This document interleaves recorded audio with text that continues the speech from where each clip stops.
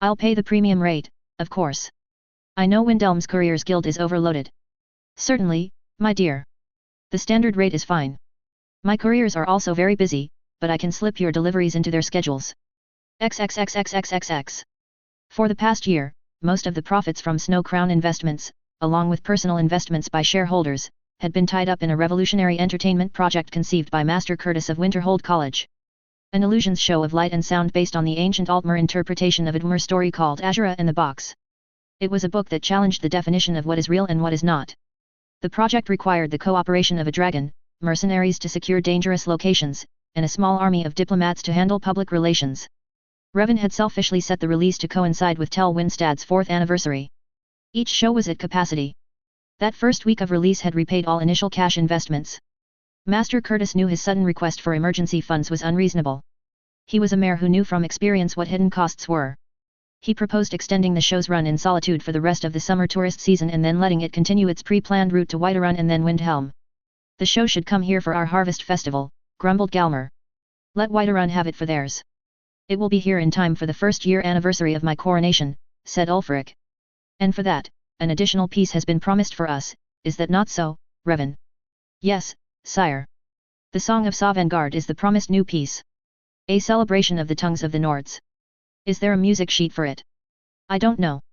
I can ask Master Curtis for one if the Bard's College doesn't have it. You are interested in learning it. I'm sure it's a worthy piece to learn. The lute of my esteemed ancestor, the Skald King, has been repaired and restored. For an 800-year-old instrument, its voice is still strong. Warrior, king, and now Skald, said Galmer. It is a poetic balance. Fuss ro da, murmured Revan. The Nords glanced at him then began laughing. Skillfully observed, said Ulfric. Has there been any progress on that attack on Winterhold? A few hours later, Revan was finally given permission to retire. He didn't want to stay at the palace, but he was too tired to walk home, so a chair was called for him. Most Nords currently turned their noses up at such decadence, considering it fit only for cripples, elderly, and soft foreign nobles. It was a luxury service only recently adopted in Windhelm. However, as his people were still paranoid about his safety, his bodyguards requested one of the spare chairs reserved for security purposes. These chairs were used for important guests, and the bearers were members of the palace guards. And because it was Revan, 2 Stormblades were added to escort him home. He dozed off within moments of getting into the enclosed chair. He was jolted awake when his chair was abruptly set down. It sounded like a riot. The trade conferences had brought large numbers of foreigners in, and the streets were thick with traffic. Pushing through was slow-going and rife with tempers and pickpockets, and law enforcement had worsened in this transition time. Most of the Grey Guards had already relocated to Aldmora. The few left concentrated on the Grey Quarter prison and parts like the market, the community hall, and residential areas that were still primarily Dunmer. The regular city guards had taken back general street security. The quarter had become a dangerous place to be at night again. Still, was this just another random general street squabble or was this another cover for something more bothersome? A slight delay, Sarjo, shouted one of his bodyguards. We'll have to wait it out. Bodarashin. His bodyguards were blowing on that whistle that alerted any Grey Guard in the vicinity. They wouldn't do that if they didn't sense real and intentional danger. Weariness and anger shook his hands as he slipped on his stop thief gloves embedded with paralytic needles.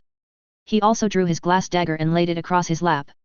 In the past 3 years, he'd faced more danger than the 60-plus years as a peddler with 2 pack horses traveling the frozen wilderness of the north, slipping past wild animals and robbers. He should have accepted a room at the palace and returned home, howsoever briefly, in the morning. His own damn stubbornness. He was resigned to the long separations from his beloved wife, but he fought against losing time with his precious daughter, even if it was just to sleep under the same roof. His guards were pushed into his chair. He heard the curses and clanging of metal against armor, felt the tickling along his nerves of magicka being pulled in by multiple users. Sarjo, get ready. It's too dangerous to stay here. He listened as his bodyguards explained to the Stormblades a protective formation Revan had practiced with them. He put his dagger back into its sheath. A hard bang on his door. Now. Revan promptly exited the chair box. He was shoved against the back of the leading bodyguard, and the other quickly covered behind him. He grabbed the belt in front of him, minimizing the chances of separation, and lowered his head to press it between the guard's shoulder blades to provide no target for headshots. The guard behind him slipped one hand around his belt. The 2 Stormblades took shield positions on the left and right. In this way, they pushed through the roiling chaos. The front bodyguard guided and attacked any who got in their way with his sword and magic. The Stormblades shoved bodies aside and shunted aside blows. The guard in the back cast a master-level ward at the rear and overhead. The palace soldiers picked up the chair and left the area. They found a defensible corner of a stone gate and shoved Revan into it, shielding him until Grey Guards and city guards were able to disperse the mob. With the Stormblades present, the city guards didn't try to hold them for questioning. The morning after, Revan went to the corner club through their joined doorway on the second floor. He'd heard some of the trouble and spilled into here. The damage to his friend's business seemed minimal, thankfully. Some basic sweeping and mopping, furniture repair, and redecorating should do the trick. He went down to main floor and found a broom to begin sweep broken items up. The front door opened. The bartender, Pyros Raymore, paused, startled to see him there. Sarjo? Is there anything wrong? Anything you need? Dawn won't be in another hour and it's 3 hours before we officially open for the day. Ah, nothing to worry about. I was just worried about Amberie's business. I heard some of the trouble spilled into here. Yes, but nobody was hurt. There were a lot of merchant mercenaries lingering about for late drinks. They drove the rioters out. He stepped inside and waved in some Dunmer sailors lugging large barrels stamped with Raven Rock's export mark. Cousin Geldis's newest brews, delightful, said Revan with a pleased smile. I do hope he's included the new Ashbitter's Parasol blend. A sailor handed him a copy of the delivery bill and Revan smiled again seeing the desired item. He continued sweeping as Pyros led the delivery team to storage in the back. Once the kegs were in place and the sailors left, Pyros came to Revan. You really don't have to help clean, Sarjo, I called in some extra help. They should be arriving soon. And I will leave when they come. For now, let's just continue cleaning up my friend's establishment. Yes, of course, Sarjo. Pyros went over to a nearby pile of chairs that had been damaged last night and sorted the slightly damaged from the broken.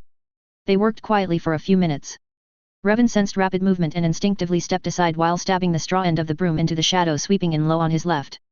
The invisible Argonian became visible as it crashed blindly into a table with straw in its eyes and up its nose.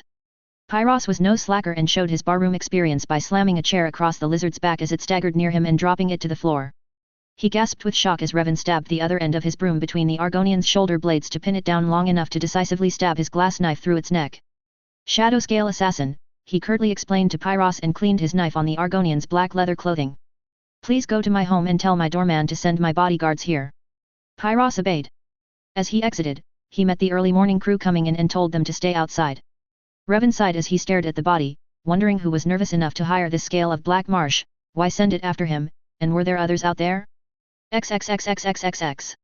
When his superiors gave him this assignment, it was the standard low-key infiltrate and make notes job.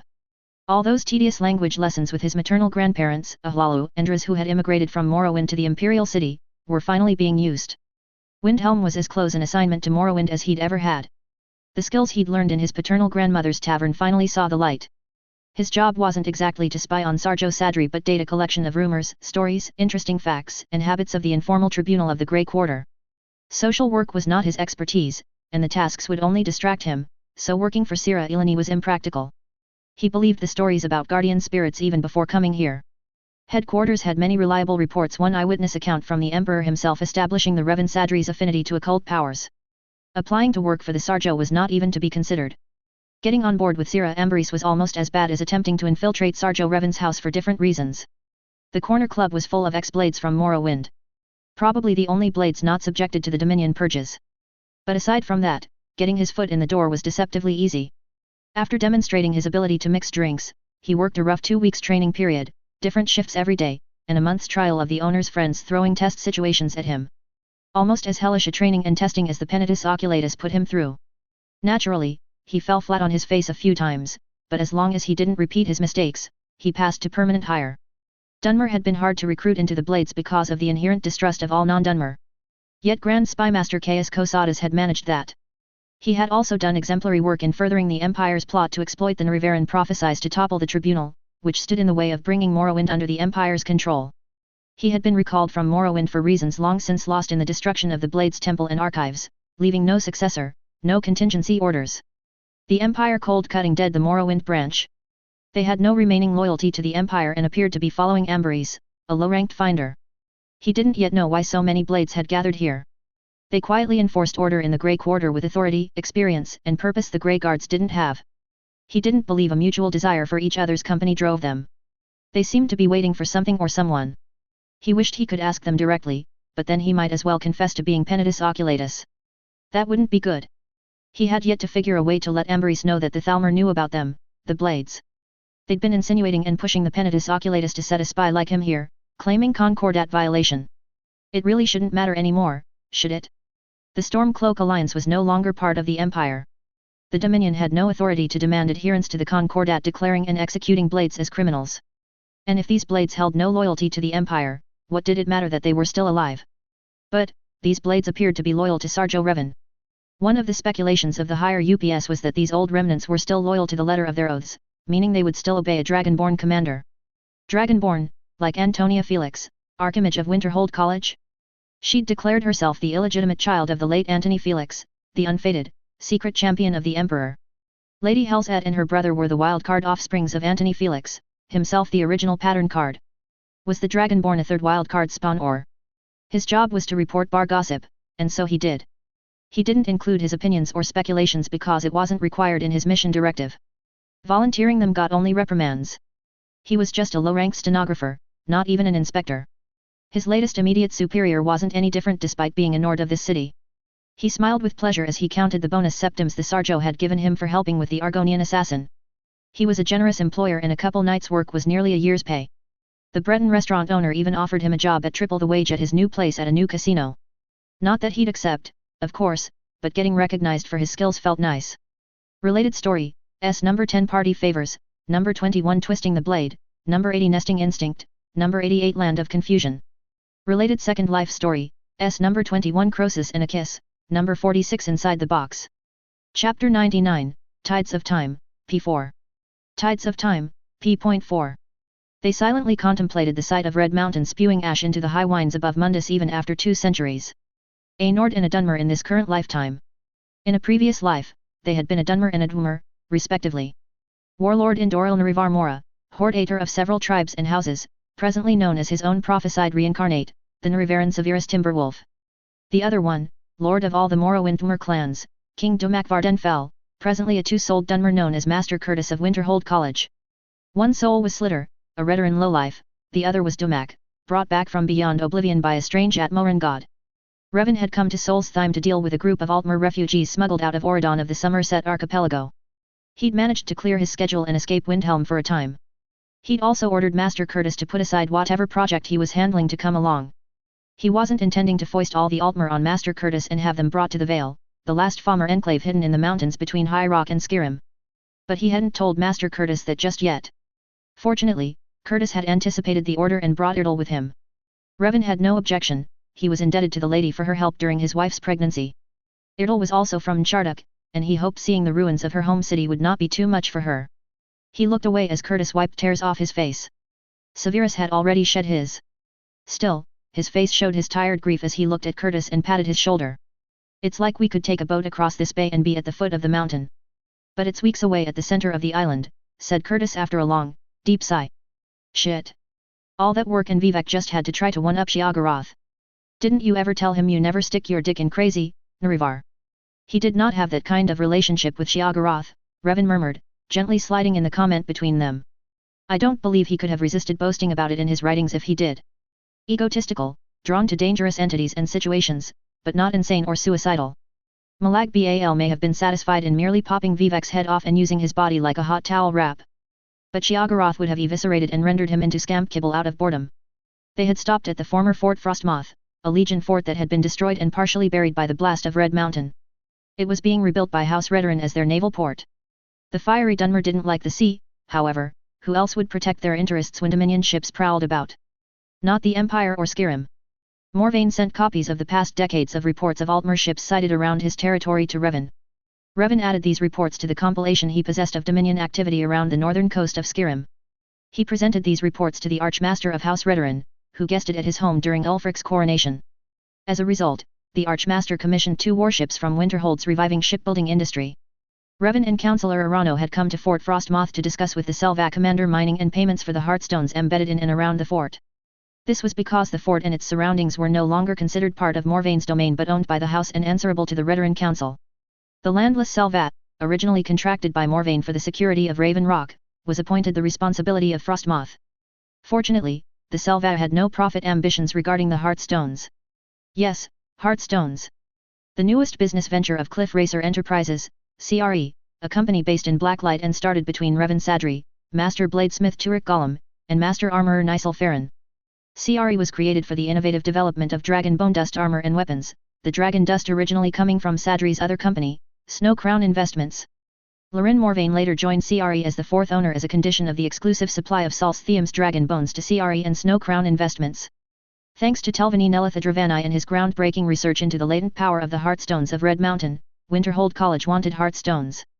The departments of conjurations, enchantments, and Umar studies had discovered an interest in these accursed reminders of Morrowind's misfortune.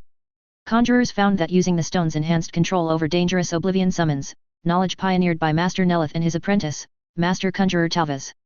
Enchanters desired the stones because Nelith's staff enchanter simplified the current process that requires 3 to 4 mages to imbue magic into a staff. And Umar studies needed a lot of fresh dynamo cores.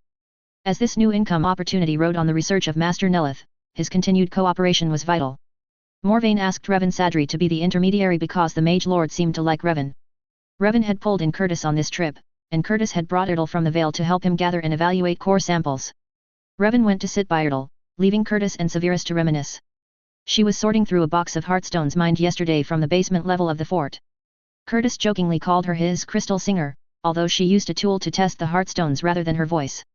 Ertl explained to Revan that she was testing samples for susceptibility to internal stress fractures by pulsing sound waves through the crystals. These cores would be going into mobile automatons. They had to be strong enough to withstand movement, vibrations, and sudden impacts. They also had to endure abrupt and extreme temperature shifts while generating or directing intense magical energies. Revan could follow some of her explanations from his experience as a miner and stonemason. "How is the percentage?" he asked. "I can't imagine it would be very high for being ejected so far from the source." He also asked, "Is it true that Vardenfell supplied all the power cores from Red Mountain? Why else build cities on an active volcanic island subject to multiple major tremors every other decade? But, as far as these rocks, better than 50% for mobile cores. Of the rejects, 85% appear to be fit for fixed placement, but further testing will be needed to sort them for load capacities," said Ertl. "The ones buried on impact have better percentages for mobility functions than the deposits exposed on the surface. Only the Vardenfell and their subfamilies were crazy enough to settle there," she said absent-mindedly. "Stubborn as they were ambitious. The discovery, abundance, and power of these Heartstones made possible the technological development of our race. Vardenfell had the monopoly, so their small clans stood as equals to the larger clans on the mainland. The mountains and the ocean and even the presence of the barbarian at Morans and Chimer made territorial conquest of the strong shields nearly impossible. Perhaps they weren't the most gifted engineers, but they were innovative to make up for it. And they knew how to scout talent to offset their shortcomings. Domak Vardenfell was a prime example. As an engineer, he was master level and qualified to teach basics and intermediate. He could have been better, but as the ruler, administration, and politics mandated his life and interests. And yes. Ertl was in love with the Domak of the dream memories. She was aware it was absurd. The soul was there, but not the shell. She showed Curtis respect and friendship. She knew everyone was counting on her to bring Domak closer to revival because Jorik Ravencrone, a verified seer, said she could. Of all the Dwemer, Domak responded best to her because she was an islander from Jarduk. They weren't trying to bring a dead mare back to life, just revive some memories to enable Curtis to better control the powers that were coming back to him. Curtis respected and considered Ertl a dear friend, but he loved Colette. He wanted that Domak part of his soul to find a measure of happiness. Lorcan had probably thought he was being merciful to send Domak far away and spare him the fate of his people. It was foolishness to say Domak understood it was supposed to be a gift. Curtis might dare to think that but felt Domak would decry the whole thought as sentimental trash. Domak saw Lorcan's heart as a power source to be used just as Didrik and Drik beings considered mortal souls convenient use batteries. In Domak's view, the heart of Lorcan would not have high-level cognizant functions unless gods were octopi with brain cells distributed throughout its body. He also conceded that even among the Dwemer, one can make decisions and plans based on the feelings in the heart and guts. And the Lorcan's heart yearned for vengeance upon those who constrained it, and peace from its own restless nature. Domak couldn't forgive himself for that. His feelings had inclined him to accept an alliance and, eventually, friendship with Narivar. As a practical precaution, he'd investigated Narivar's friends and their levels of influence on Narivar. The mistake he couldn't forgive himself for was he'd overlooked Azura's control of Narivar. His trusted friend's religious nature he'd accepted as a personality quirk. As a Dwemer, he'd ignored the existence of Didra and Dra in everyday living. Their realms were mathematically acceptable as existential quantifications. Religious concepts as people did not register in his logic. Thousands of years later, that massive oversight still burned him. Curtis had talked with Revan about those memories and bounced his theories to see how they played. Revan listened, made sounds when appropriate, and inevitably called servants to help him tuck a drunk, unconscious Curtis into a guest bedroom. Curtis and Severus eventually rejoined them, and Erdal reported her findings. Curtis went with Counselor Arano to discuss mining schedules with the Selvac commander. Severus went along to observe. Revan stayed with Erdal to talk about gemstone cutting. He had the notion of using tiny heartstone chips in jewelry he wanted to create for gifts. Erdal assured him it was a common enough practice with Dwemer mages. A properly shaped and enchanted heartstone was a small and powerful tool when crafted correctly, otherwise, it was a foolish choice of gem. Heartstones may look like rubies or red garnets, but it was important they not be treated as such. The low-level, unregulated magicka they emitted inflicted unpleasant skin dryness, joint pains, and headaches. The peculiarity of heartstones was that refining their shape also refined their power, making their effects stronger and deadlier. If the Redurans were looking to expand their colony on the southern half of the island, removing the heartstones made sense if they wanted healthy crops, animals, and people. Mining talk completed, they continued towards Tel Mithrin. Sorting and grading the heartstones would be the work of Telvanni agents. Tel Mithrin's population had stabilized to around 60. Nelith had no interest in trying to expand in the Redoran territory. When he eventually left, the inhabitants would follow him back to Sadrith Mora or be absorbed into Raven Rock's population. Most of the negotiations with Tel Mithrin would be finding and training inspectors, gem cutters, researchers, and scholars. Revan was delighted to see the Adravani couple Alirisa and Baran. They had met some months ago when Nelith's Adravani clan representatives visited to judge if he and his daughter were worthy as members of the family. He liked these two. They seemed sensible and were sensitive enough to get nods of approval from his ancestors. They were currently childless. He hoped their future child, whether boy or girl, could become great friends with his future child. He was also pleased to see the brothers, Anstar and Alvaru. Curtis had reported his favorable impressions after returning with them on a recent scavenging trip in Black Reach. It wasn't a difficult contract. All Nelith wanted was his pick of heartstones for his experiments. And if the other Adravani wanted heartstones, they would get it at a discounted price so long as they did not compete as heartstone marketers. Thus, while there were plenty of other matters to be dealt with before the company could function, Revan's duties were over. He'd fulfilled his primary role of coaxing cooperation from Nelith. And Nelith had assigned Anstar and Alvaru to deal with any of the remaining contract matters, much to everyone's relief. XXXXXXX.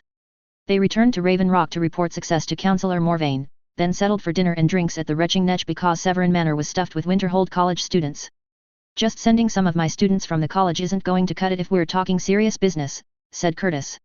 While they might help in the initial stages of research, I'm certain there are other Telvanni or other long-time researchers who could be hired.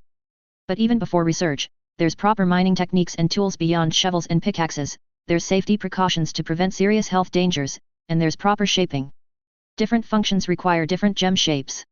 I can provide samples, safety guidelines, and other hints, but recruiting stonecutters and jewelers and training them. Isn't the stonecutting coming before the research? Asked Alvaru. When you take apart the old Dwemer machines, have you taken note of the shape of the cores? Data cores versus battle cores? Stationary weapons cores versus the cores in tactical spiders? Shapes, facets, stone grades, texture. Learn the forms, then work backward to understand the functions. A moment. Texture. Asked Alvaru. Affects sounds, frequencies, reflection. Remember, Dwemer science and magic were largely based on harmonics. Being in harmony or in tune with power. I see. No. I hear would be the proper response. Ever sing in different places just to hear how your voice sounds? Ever sing in a choir, especially one that goes to different places to perform? And I know you've never been in a sound studio. It has not escaped my attention that the Dwemer title of tonal architect was the equivalent of master mage, said Alvaru. My brother and I have understood the importance of sound in Dwemer technology, said Anstar. One of our best discoveries was an architect's toolbox of tuning forks and crystals with project notes for recutting and retuning to other uses. I play a flute, and Alvaru is competent with a huachir. We have experimented using music with gem cut cores we found in a workshop.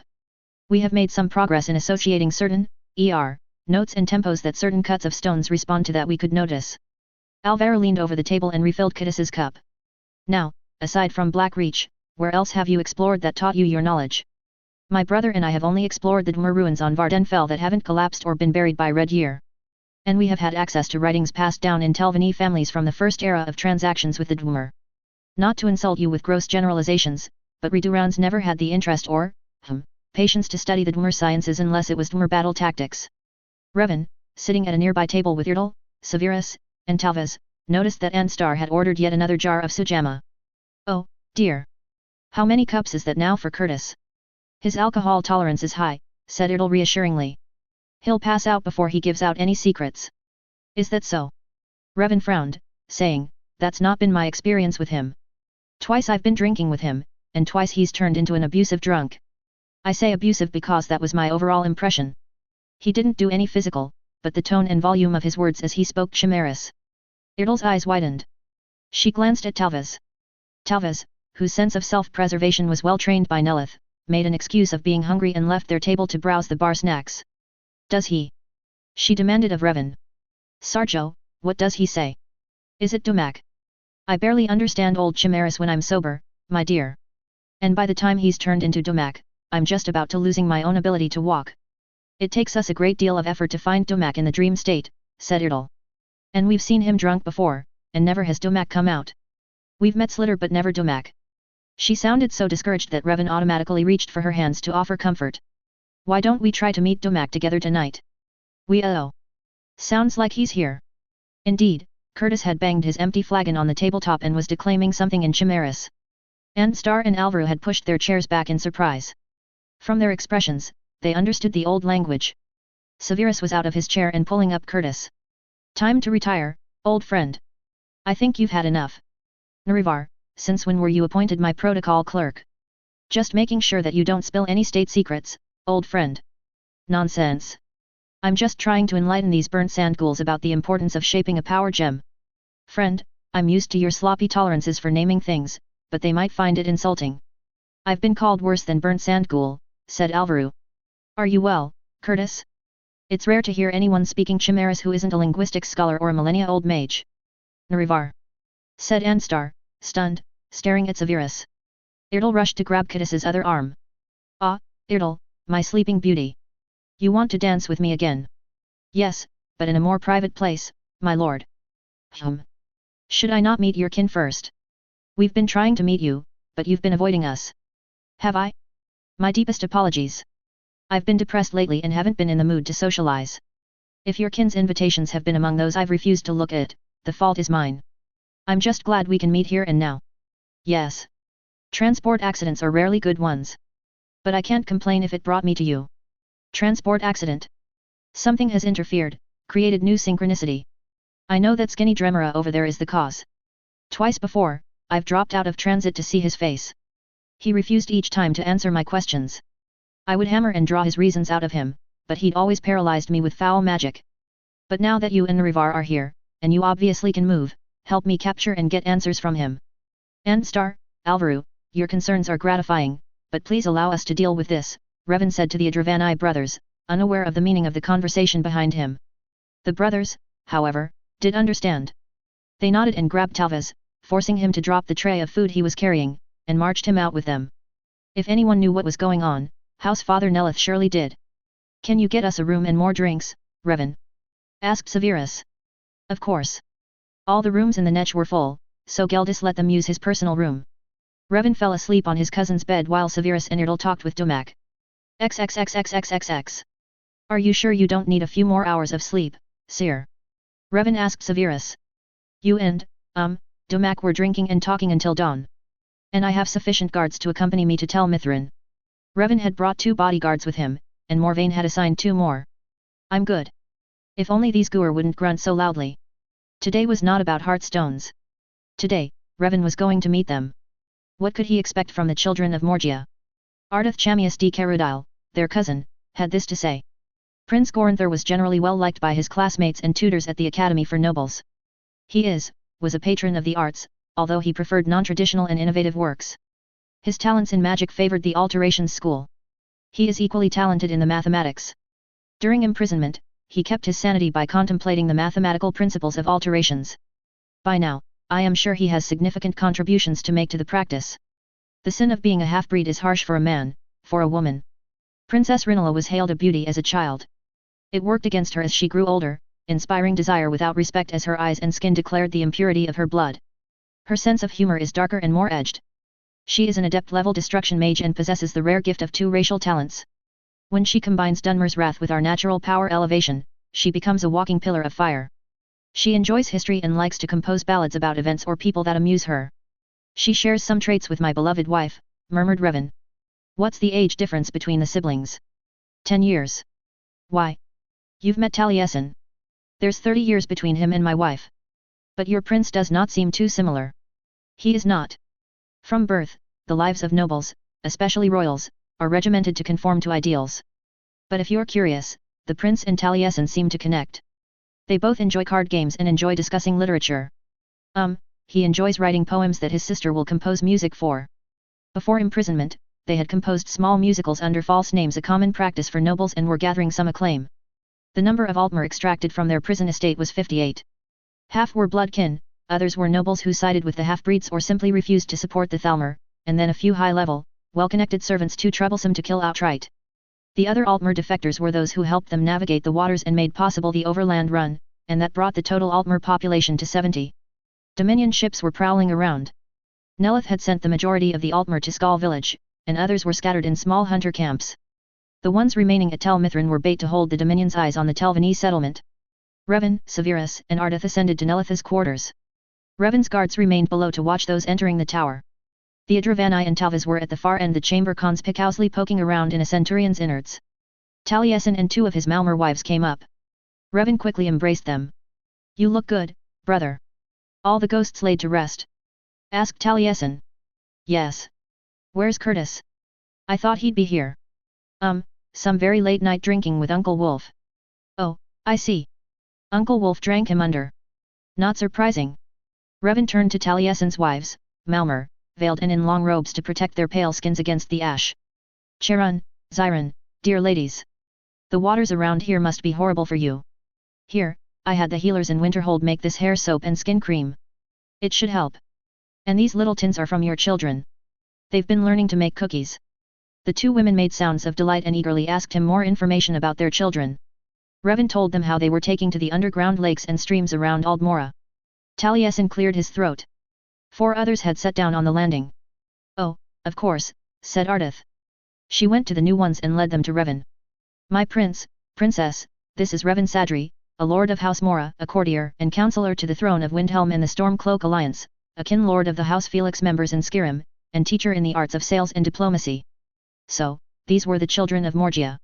Decades of deprivation left them with gaunt, searching hunger in their eyes, though their bodies had filled out and their flesh and hair had become smooth and glossy from proper nutrition. The color of their skin was Dunmer, as were their red eyes. However, in height and overall formation, they were Altmer. Quite a beautiful pair. Queen Berenzia's beauty marked her descendants. Revan could see their kinship to his beloved wife. They towered over him. If he recalled correctly, they were about 2 decades younger than him. But Altmiri had the longest lifespan of all the mare, and 400 to 500 years shouldn't be a problem to them even without spells to boost their youth and health. And they were bowing deeply to him. All the Altmer present did the same. What is this? Is there some protocol I'm unaware of? Our dear cousin Ardith told us how she found you and followed you, said the prince. It's clear to us from her tales that even if she'd met our cousin Helz at first, there was no guarantee that she would come to our aid, said the princess. The catalyst for our salvation has been you, my lord. Ah. Please rise, noble sir, noble lady. I repaid Lady Ardith for saving my sanity by introducing her to the people she needed to talk to, that is all. My kinfolk listened for my sake, but it was her passion that convinced them that the risk for your lives was worthwhile. They straightened. Very well. Then may we beg the opportunity of a consultation? Ardith tells us you cling to the identity of a shopkeeper. Advise us, if you will, how may we begin to repay our debt? Revan's face must have shown his confusion because, finally, the princess smiled. We asked the Felix the same question, and every time they said we should wait here on Solstheim until you came. Even Lady Helzet, who was here for a day 2 weeks ago, said the same. I see. It was a struggle not to dance around, screaming at this new responsibility. He resorted in desperation to a tried and true method of control. I need an inventory, please, of skills and experiences your people had before the exile and learned during imprisonment. Also, if it's not too much trouble, long-term goals, even impossible ones for the foreseeable future, like returning to power and revenge on the ones who had stolen their lands and property. The more details I have, the better I can move stock decide the avenues best to pursue. Cousin Helzet had anticipated this, and we have preliminary lists for your review, said the prince, smiling now. He nodded to an attendant who bowed and presented a thick scroll. XXXXXXX. Oh, you're definitely coming back with me to the Vale, said Curtis. As soon as his hangover had faded enough, he'd and Erdal had rented Gurs and ridden over to Tel Mithrin. It's the only place to grow these babies. He cautiously examined one of the dozen baskets that held a dormant griffin egg. Very cautiously. The adult griffins watched him while their handlers watched every feather fluff and twitching tails. The baskets were padded to minimize jostling and were also enchanted to slow down egg development, extending the window to find a new nesting area by half a year. There was only a month before the spell collapsed. Even if you left today, and I don't think that's possible because of the current tide schedule, it would take at least a month unless you threw all caution to the winds and just flew. Revan looked apologetically at the leader of the Griffin Riders group, Tesser Stormwatch, whom Curtis and others had rescued from ancient ruins at Arkwind Point in the Rift. I am sorry. I had heard Griffin Riders had unexpectedly joined the rescue and evacuation. But I wasn't aware of the eggs and the need for fast relocation. The slip UPS were on our end, Revan, said Severus. There was a lot of improvising during this operation, having to hastily set up new plans and depend on untested communications through inexperienced people or people we couldn't fully trust. So when unknown messengers came to your people who had their own crises to deal with, it was no wonder their incomplete information were given low priority value. Oh, I'm sorry. We know if the messengers would have been able to talk to you, you would have understood our problems and made adjustments. But you weren't available, thanks to your captors. And your people had their hands full with Ulfric and all your coronation assignments. Even so, your people came through when it really counted. I am glad about that. But that really doesn't help with the present problem. Not unless someone here is a master illusionist. A master isn't needed, my lord, said Tesser. We have specialized spells and devices for covert surveillance. Skyrim has no experience with aerial warfare, so I expect no one will notice us. However, I do worry about dragons. I haven't seen one before, but after talking with Taliesin, I got an idea. Said Curtis, interrupting. It's risky. How about we try to get Frosty to fly with them? Your birds can fly on its slipstream. Course, it's dangerous because of the speed. Falling out of the stream will rip your wings off. But if that's a risk you don't want, then we can try bribing Frosty to fly the eggs and one of you handlers to the Vale. It'll take a week for someone to sail from here to Winterhold and then hike up to Frosty's place. A couple hours of flight if he agrees, and those eggs will be in the Vale in less than 2 days. The Griffins and others can then fly at their own pace. As for nesting spots, there are a couple of hidden places we've cleared of Falmer and you can only get to by air or portal stone. Portal. Ah, the Paragon crystals, said Revan. Yup. And if those places are too small, they can even use the ruined throne hall and balcony of the temple. It's high, no roof, and a nice view of the Vale. As long as they don't crap on the statue of Oriel or the Waishran, I think everybody will be cool with them nesting up there for a season. Related story, S number 11-12 Souls Thime, number 34 Bones to Grind, number 43 Brother Owl, number 54 Assassins, number 59 Family Investments, number 61 Fishwives, number 80 Nesting Instinct, number 94-95 Art of the Sale. Related Second Life Story, S number 38 Arkwind Point, number 42-43 Chanticleer, number 44 Clockwork Bird. Chapter 100, 7-Year Lich. 7-Year Lich. Are you sure this is the one? Pretty sure. He's the only dark elf I've seen that fits the description of an Altmer in blackface. He'd had plenty of practice feigning unconsciousness during Trebet Monk and Thalmor hospitality.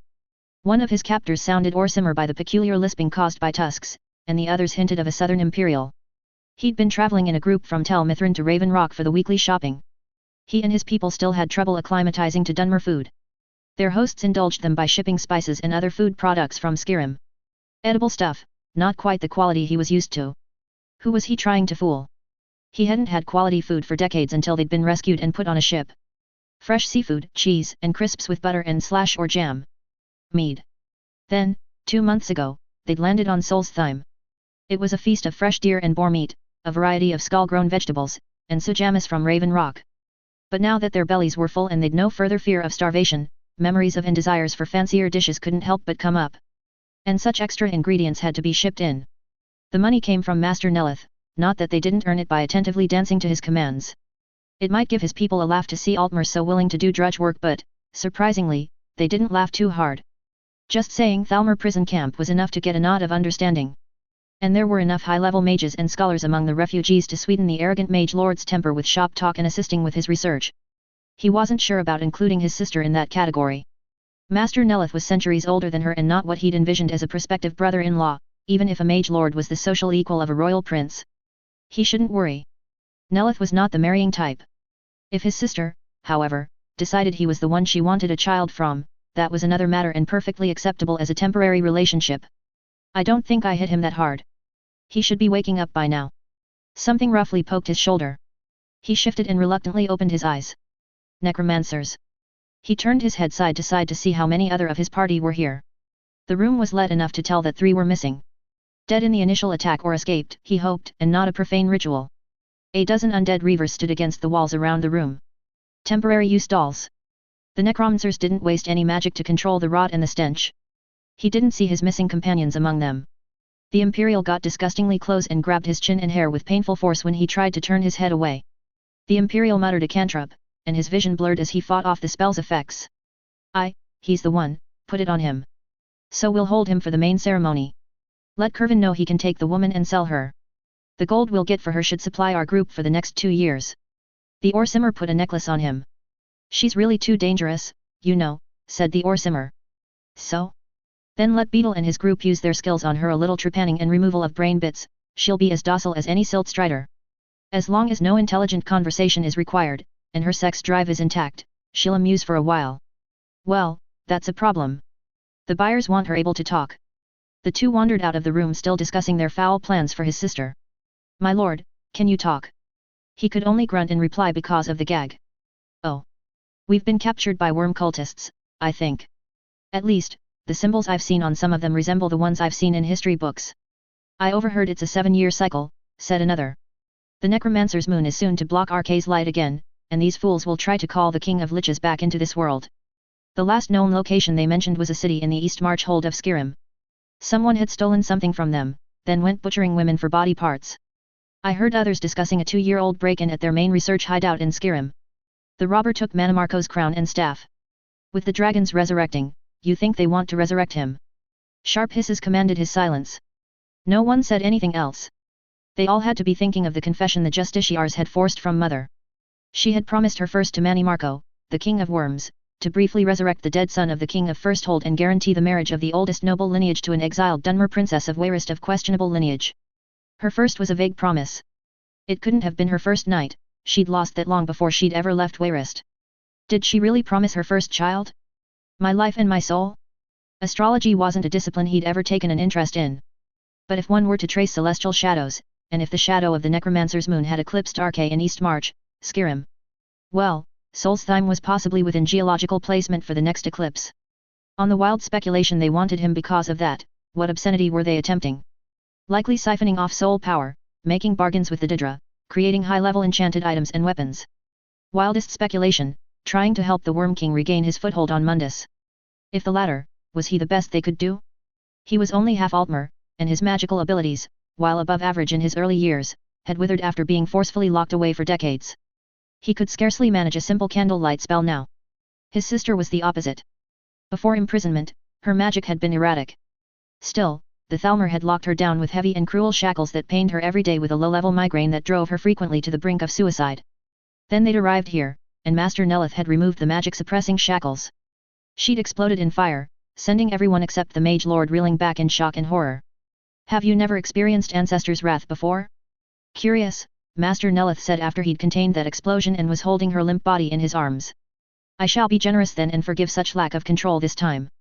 I suppose I shall have to teach you control so you won't make such a mess of my tower again. He'd endured the lectures about the innate Dunmer gift of fire. He knew the racial theory, but Mother had never spoke of it, much less demonstrated it. Seeing his sister combust had been a shock. She'd later described to him what it had felt like to her. It was nothing he'd even remotely experienced. Perhaps he wasn't Dunmer enough to have inherited that. The chains binding his wrists and looping around his neck had that familiar magic suppression feel. It wasn't as strong as the Thalmor chains, which could even suppress his sister's fire. But even if a lesser power, it was still sufficient to control him. There was nothing he could think of doing. He couldn't talk to anyone, so he let himself sleep. He was in a dark corridor with many doors. Some he dare not approach because of the sounds behind them. Some opened to mirrors that reflected strangers or sights he never wanted to see again.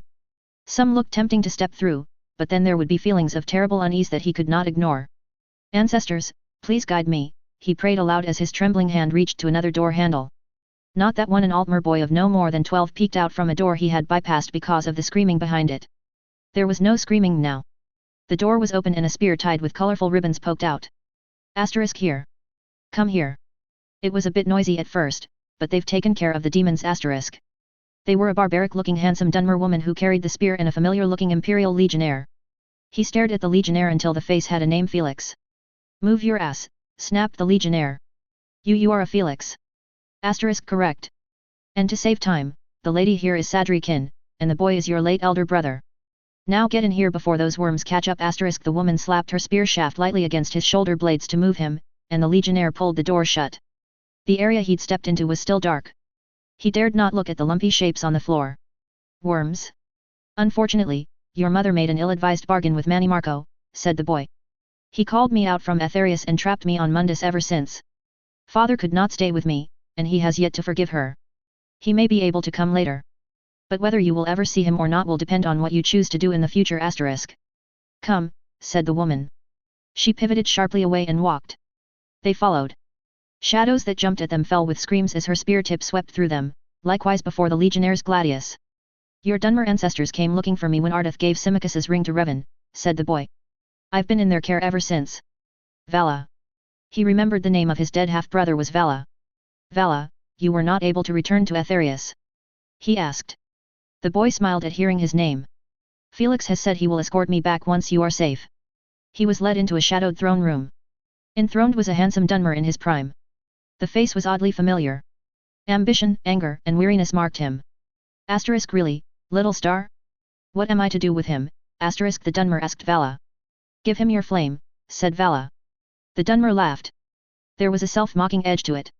Asterisk are you sure? I failed in my ambition to free Morrowind from the Empire asterisk. The Dunmer launched off the throne and was pushing into his space.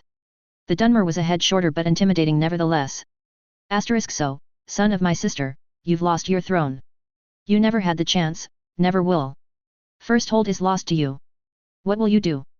Find another throne to take? How strong does your ambition burn, asterisk? Sister. Then you are my uncle Helseth? Where is my mother? Is she here? Asterisk there's a price to pay for dealing with Manny Marco. My foolish sister may be able to rejoin us in 1,000 years or so. Pay attention, boy. The little star wants me to give you the fire that is your birthright. It is sanctuary or wrath, depending on the key of your resolution. Defense or offense, nephew, asterisk. I will give my all to protect what is mine. Sanctuary it is, then his uncle put his hands on his chest, framing his heart. Asterisk think of what is yours, those you would protect. Your enemies are upon you. Prepare to burn. He awoke, screaming, the ancestral force empowering his heart to pound against his breastbone as if to shatter it. He spat out the ashes of his gag. The chains branded him, failing to contain the energies exploding from him. He couldn't fly or sing like a flame Atronak. Yet like an Atronak, his tendrils of fire could selectively reach to set aflame only the necromancers and undead. His people were untouched. The hottest flames went to the unclean darkness hovering over him. In his mind, he heard it screaming foul curses at him. It tried to descend upon him again. Asterisk begone, unholy worm. He is ours. We are Araethum, Sadri, Felix, asterisk. Asterisk we are Suyu and Iso. Begone, obscenity. We have fallen, but we shall not end this way, asterisk. White light joined the red gold of his flames, driving away the shade a final time. The sharp zing of after rain cut through the stench of the undead. The locked great doors of the chamber burst open to frame a golden armored warrior holding a sword that glowed and sparked with the power of lightning. Dunmer and Nord warriors poured into the room. XXXXXXX. Gornther stared at the amulet dangling from Revan's fingertip. It was of tarnished silver and had a skull in carved jade. The necromancers had put it around his neck. Manimarco's necromancer amulet was stolen from the college a little over a year ago by a visiting scholars from the Synod. The Synod has apologized but has made no effort to assist the college in retrieving the stolen property. It has ever been their creed that anything truly noteworthy should have been in their possession in the first place, and Winterhold's inability to keep track of such a historically valuable bauble only reinforced their belief. Revan Sadri shook his head and tucked the amulet into a little box carved with runes and the celestial eye of the Winterhold College. The box would not open until in the authorized hands of the college. Revan Sadri was the elderly husband of cousin Hels-et Pharaoh, the latest descendant of a bastard line of King Helseth. Cousin Ardeth was the only one to successfully escape their prison and disguise herself amongst the Thalmor as one of their foot soldiers.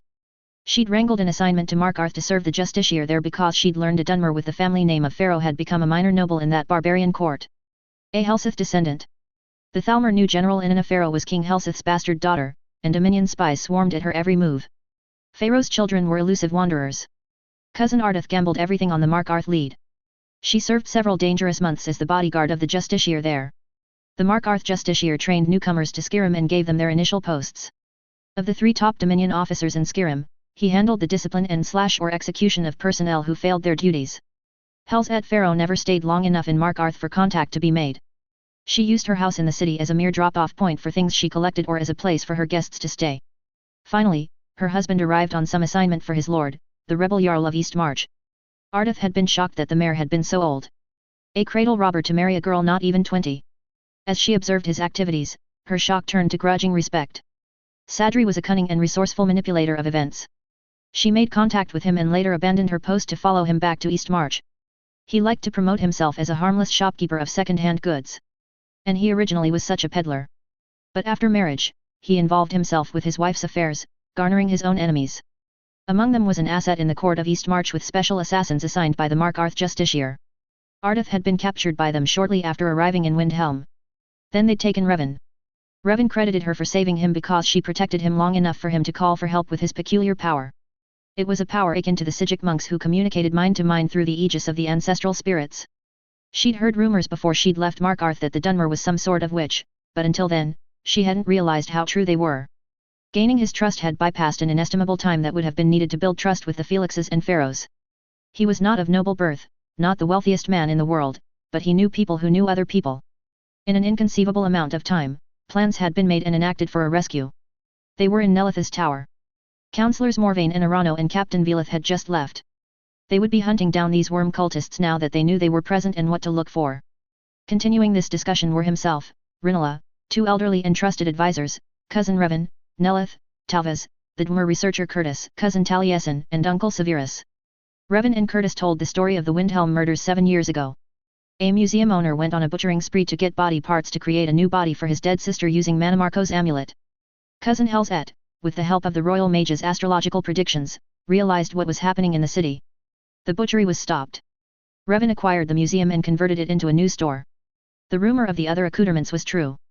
In fact, it was Helzet that found the worm cult base and who took Manimarco's worm crown and staff, then gutted the place with fire. Those items were secreted elsewhere because it was too dangerous to have all of them in one location. The name of Suyu Anuso, is it a bloodline related to you? Asked Revan, after identifying the Dunmer and the Imperial of the Vision. The woman was Revan's maternal grandmother, the Imperial was Helset's and Taliesin's father. It is our father's original name, Gornther confessed reluctantly. Our father and his brother had been part of a group that idealized the Reman emperors. They changed their name to Karoodal to signify their break from the family. Father further changed his personal name to Reman. Father had been among those caught and accused of plotting treason. The only reason he escaped execution was the Numidium had stepped onto Somerset. In the chaos, he escaped. Septim wanted puppets, and our father was willing to rule Firsthold and his part of Somerset in the Empire of Man's name. Ah, yes, politics, said Revan, shrugging. Just as the Septim set up insignificant little house Hlalo above the great houses of the time.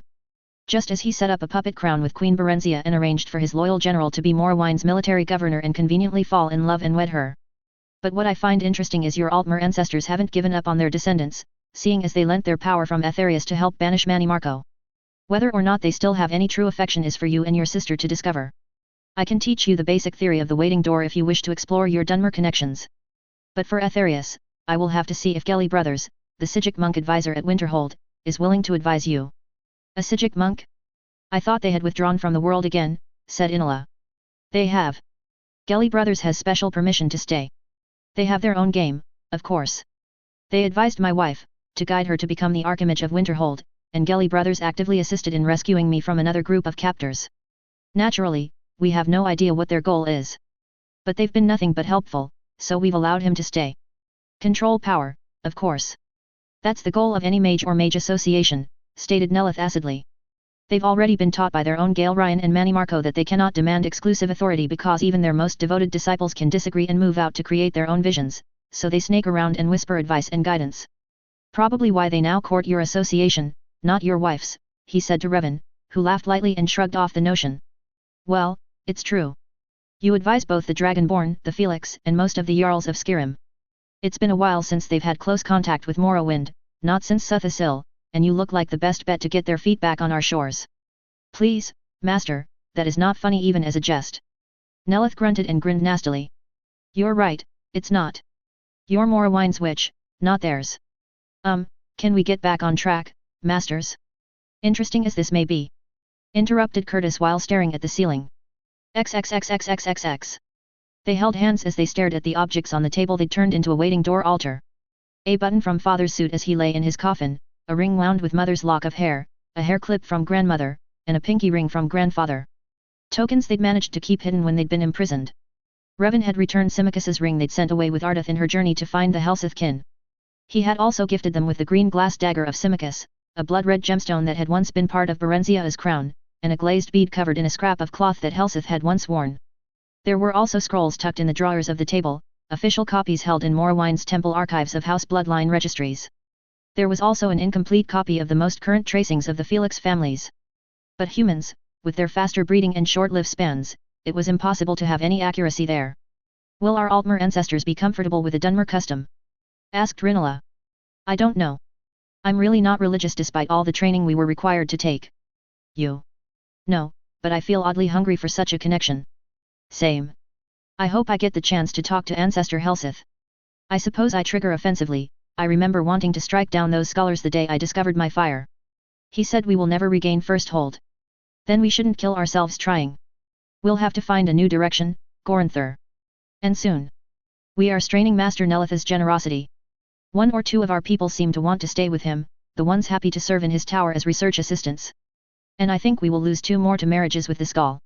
And our old nanny seems to be successfully courting Geldis Sadri in Raven Rock.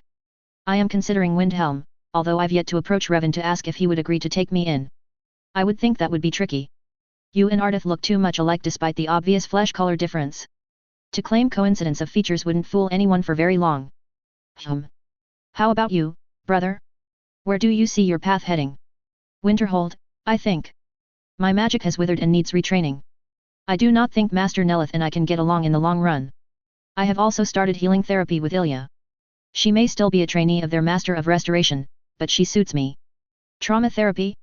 Yes, I suppose that's a good thing. I think I may need it too, but I'd feel more comfortable receiving it from Cousin Revan as Ardith has.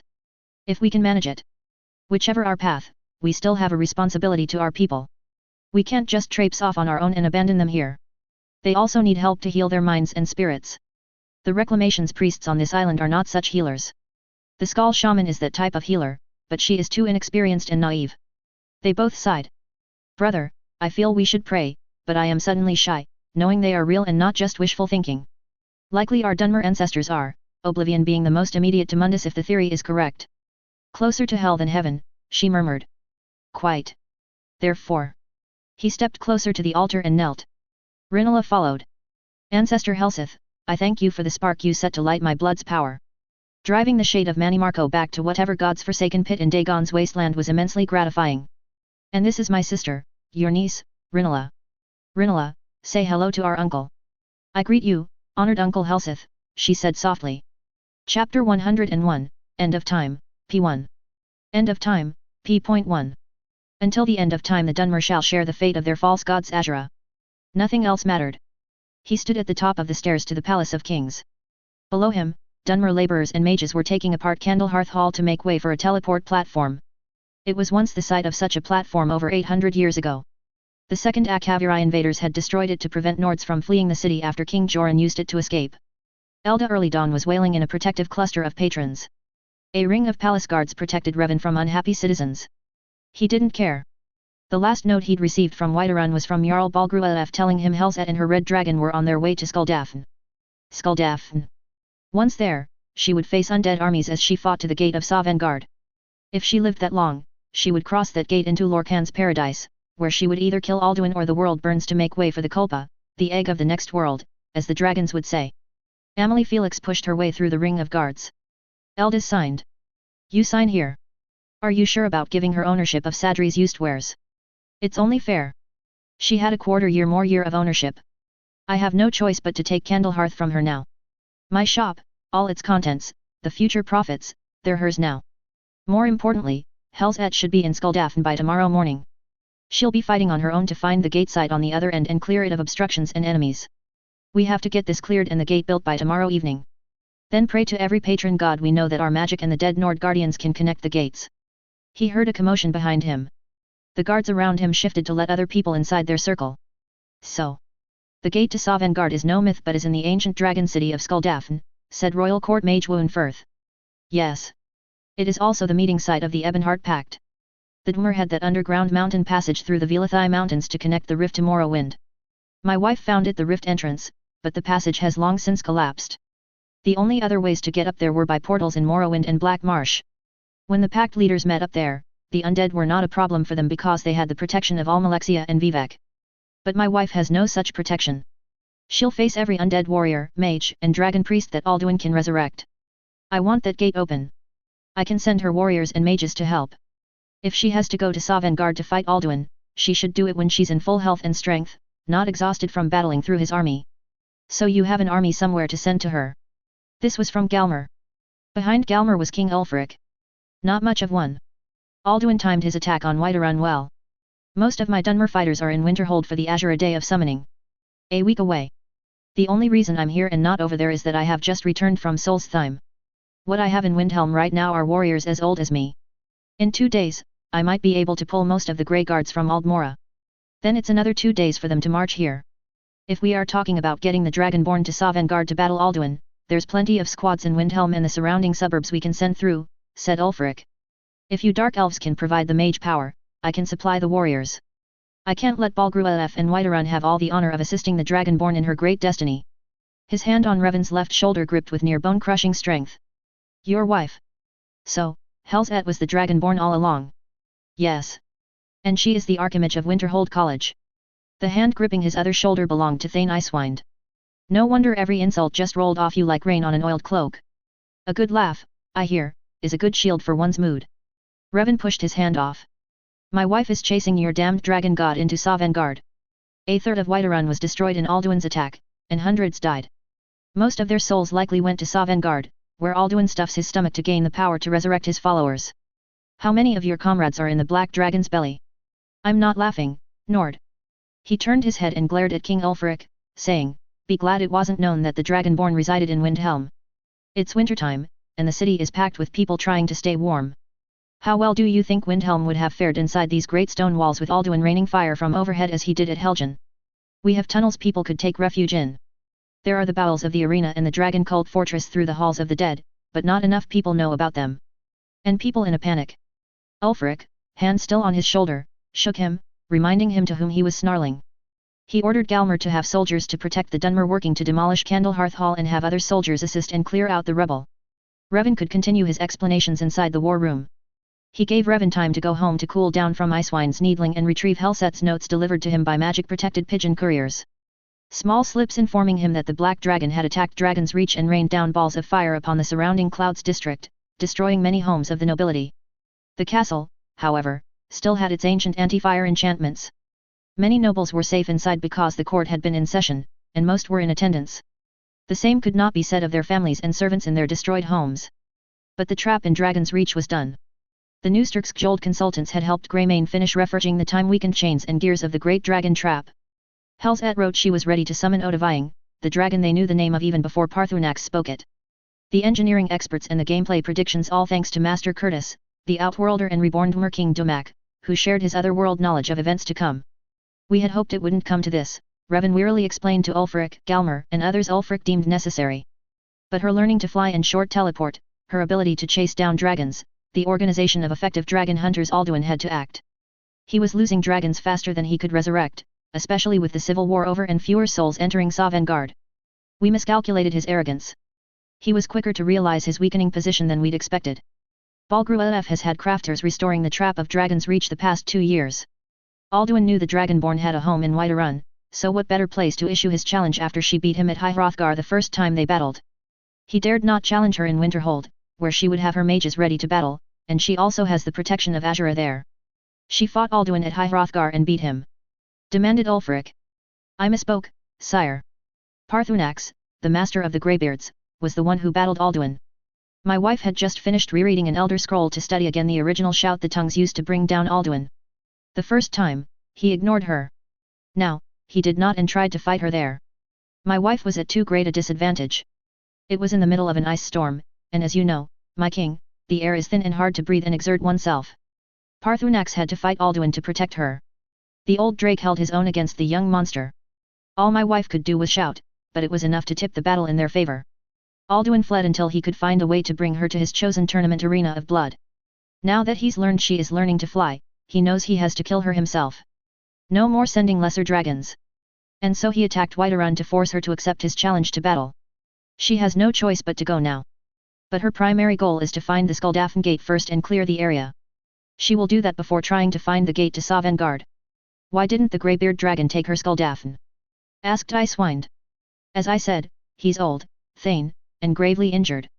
And he's been sitting on top of High Hrothgar for thousands of years, watching the time rift the tongues created when they exiled Alduin from the world. He's a warrior that's gone grey and feeble through the millenniums. He appointed himself guardian, and he stayed at his post as all the other dragons were slain or driven away from Skyrim. He barely held his own against Alduin. He still hasn't recovered his strength to even hunt for himself.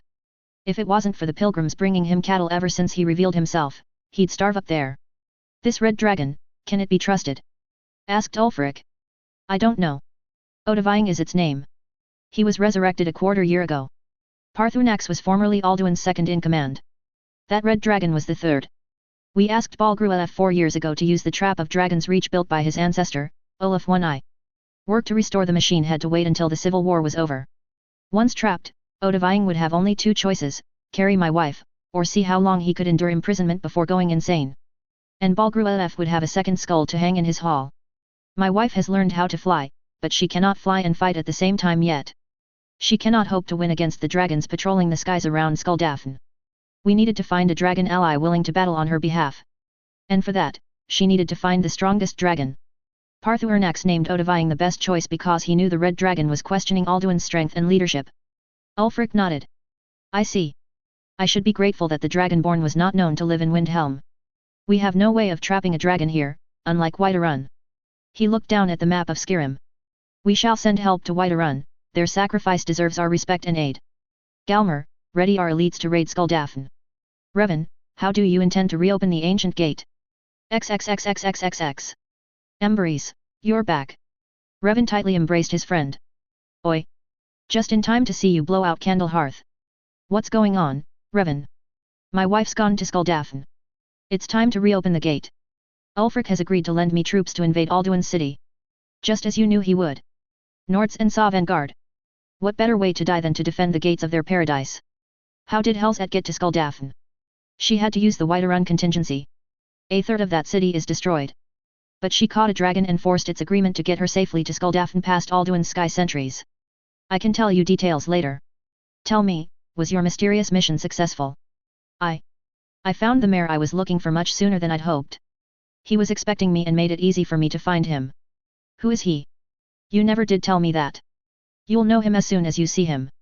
You're being very coy about this, Emberise. That's not like you. Your no-nonsense personality is what I value most about you. That right? So be it. I brought you Vivek in hopes that you can settle the future of our people more favorably than what Azura cursed us with. Suthasil's fate left our people isolated, and Almalexia's madness is destroying our land. Vivek's our last hope that things can turn around. No. I can't handle this right now. My wife's in Skuldafn. I've got to send help to her. I'm not interested in Vivek unless he's able to reactivate the portal, fight off Alduin's undead armies, and escort my wife safely to Sovngarde. Ideally, if he could help kill Alduin. But he can't enter Lorkhan's paradise, can he? So she's still on her own. He can't guarantee her return. I've got nothing for him then. The future is dead unless my wife returns. Chapter 102, End of Time, P2. End of Time, P.2. Set me free to find my calling, and I'll return to you somehow homeward bound, Mormon Tabernacle Choir. Balada's arrived. So, it's time already, he grumbled. Damnation. That black lizard is smarter than he looks. He's finally realized Helzet is getting too strong to ignore. He held up a jar. Revan recognized it from the corner club next door. He didn't feel like drinking, but if Master Baladas wanted to drink. He fetched 2 shot glasses. As he poured the green gold liquid, Master Baladas said, I stopped at the corner club because I felt something odd. Why is Vem mixing drinks at the bar? Azura's prophecy and the result of all that babbling I did while unconscious. In the first part, Emberise thinks I can do something with him. I told him that I'm too worried about my wife to worry about making his end-of-life fate a nice one that benefits our people in the long run. But a bored vet is not good, so Amberese lets him amuse himself by playing bartender. Drinks and philosophy seem a natural combination. I see. So if the world ends next week, we'll all be so blind drunk that we won't care. Your cousin's Sujama business will do very well, then, said Baladas dryly. What is the second part? Apparently, something ordered Amberese to bring Vet to Windhelm to face judgment. Who is making this judgment? I have no idea. I deny Amberese's interpretation that I am to settle things. I will deal on behalf of my wife, but I refuse to be responsible for the ultimate future of all Dunmer. Baladas chuckled at Revan's stubborn expression. Narivar left the business with him unfinished, so leave it to him. Perhaps the three who will judge him and determine the future of our race will be Narivar, Domak, and the Dragon of the North, mused Baladas. As long as it isn't me, mumbled Revan. They went to view the progress of the new gate platform. Excellent, said Baladas. Just a final cement coating and I can begin inscribing the necessary patterns to gather and focus power. Are you and your ghosts prepared to revive the power of the gate stone? Yes. But everything now depends on my wife finding and cleaning Skuldafn's gate. Taliesin, Severus, and Curtis should arrive tomorrow evening from Solstheim. Taliesin can help you set up this end of the gate. Then the three of them volunteered to be the first group to go through and strengthen the connection at the other end. I thought of asking Vivek's help, but he's no longer able to reorder the world just by speaking or writing the words. Apparently, the mundane technicalities were Suthasil's expertise. So let it be written, so let it be done. Baladas's lips curled in grim humor. Yes, I can see that condition is no longer effective. So, best hope my hand is steady when I begin spell writing. What's that word Curtis used? Ah, yes, encoding. At least this time, we are also not dealing with a dangerous trap. Revan poured himself another shot. Nearly a year ago they had been testing Baladas's gate platform at Mistwatch. The test had been to merely make a resonance connection to the power source of Candlehearth Hall using Revan's resonance to the black gate core he had in his home as a beacon, like a leader line before the lightning strike. But something in the chaotic creation Baladas was drawing power from had twisted, snatching up and using Revan's connection to his home to target Winterhold College, his wife's secondary home. Something. Baladas had said, letting Revan off the hook. However, both knew that something was likely in Revan's subconscious mind, his overwhelming desire to protect his mate and his uncanny sense of danger. One of those dangers was the recent gift from the Black Marsh Mage Association that had arrived at Winterhold. It was an underwater workstation designed and built by the Argonian mages in the secretive capital city of Hellstrom, Black Marsh. Unknown to everyone at Winterhold, the gift had been trapped during transit. A still unknown enemy had painted it with runes designed to leech energy from the ancient Winterhold power lines and disperse the energy into the general environment. Like sabotaging a water pipeline by drilling holes in it to let the water bleed out before it gets to the destination. Magic reinforced the stone column that upheld the college. Magic shielded the college from the worst weather. The college had been built to draw in and concentrate the power of the natural ley lines that were part of this area. If the power fell below a certain point, the college's protection and structural spells would begin to collapse. It was expected the pod would be anchored in the new harbor between the town and the college as mages and crafters inspected the new workstation. But eager to use this gift, the Argonians at Winterhold immediately towed it deep and anchored it to their latest underwater dig. The Winterhold Gate had fallen into the sea along with the city during the Great Collapse, and the mages wanted to study the runes inscribed on the teleport platform. The Iron Leech began absorbing the gate's power structured to bend time and space to enable gate travel. It was too much power. The trap runes painted on the gift couldn't handle the energies, the vessel hadn't been designed for this use. It was going to explode, catastrophically warping the gate, possibly triggering a second Great Collapse. At the Mistwatch Gate project, Revan had been attempting to enhance his connection to the portal stone in his home and then try to link to Candlehearth. The idea was that he was the feeder line preceding the lightning bolt that was Mistwatch's power. But he couldn't control the direction. Instead, the link veered wildly to Winterhold. The Winterhold Gate, unlike Candlehearth, still functioned as it had been designed and triggered open. It sucked the pod and a great deal of seawater in, sending it along the connection to Mistwatch. The pod exploded in transit, destroying the link and Baladas's gate. Everyone in the pod had died, and there had been many deaths at Mistwatch among Baladas's assistants and the many curious onlookers of the test event. And then, for the fourth time in his life, Revan had collapsed into a prophetic fugue and issued orders and answers to unknown questions. Words cast like downy seeds into the winds of fate to land where they will. XXXXXXX. What is that noise? There was the chiming of shrill bells coming from the kitchen.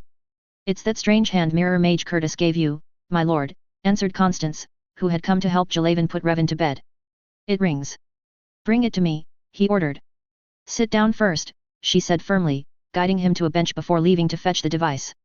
It took a few minutes to recall the basic operating instructions he'd gotten from Master Curtis a few days back when he'd been at Tel Mithrin. Revan here, he answered. Finally. This is Curtis. First thing, don't call her right now. She needs to sleep, and her phone's being used as an alarm trigger should Dragra get near. Call. His heart leaped, and weariness was shed like an inconvenient heavy cloak. My wife. I can call. Not now. She needs to sleep. Curtis said sharply. Listen. Revan drew a deep breath. This was killing him.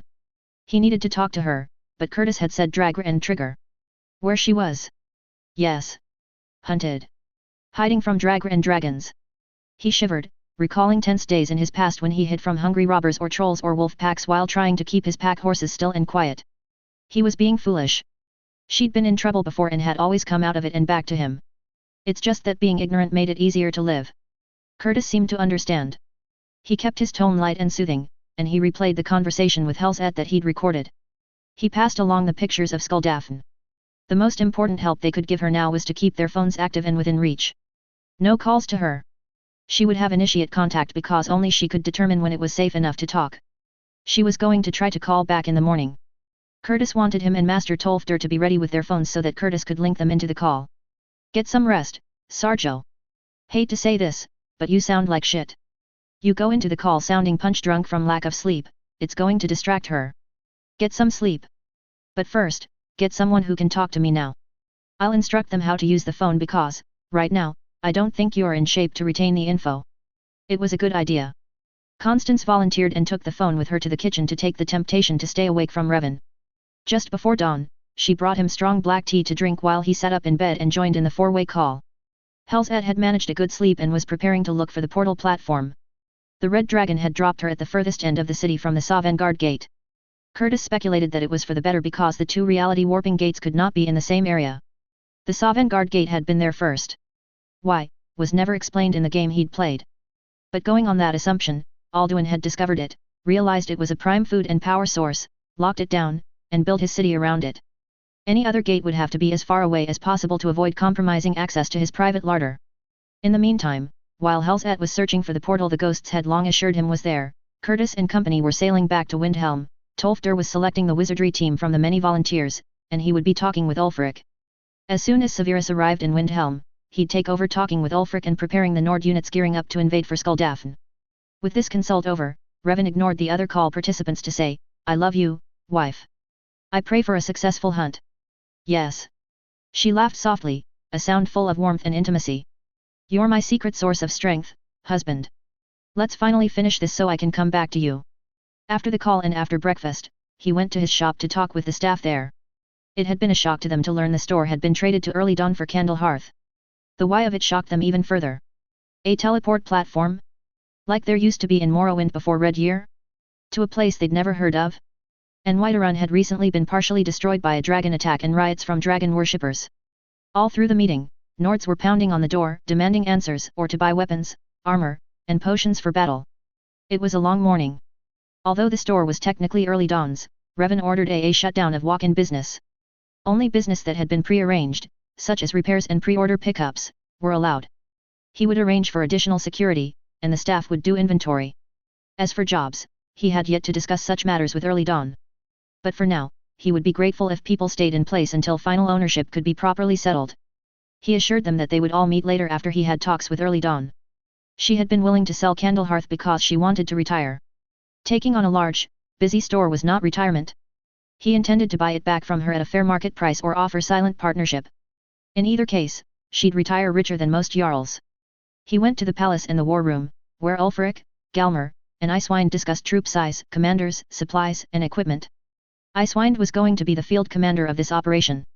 This was his first command of an operation of this size.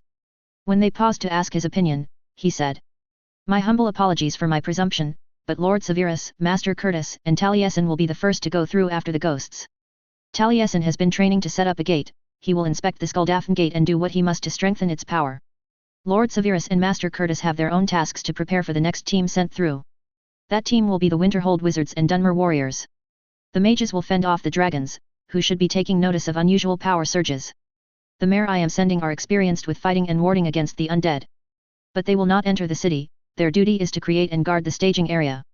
You seem to have everything thought out, said Icewind.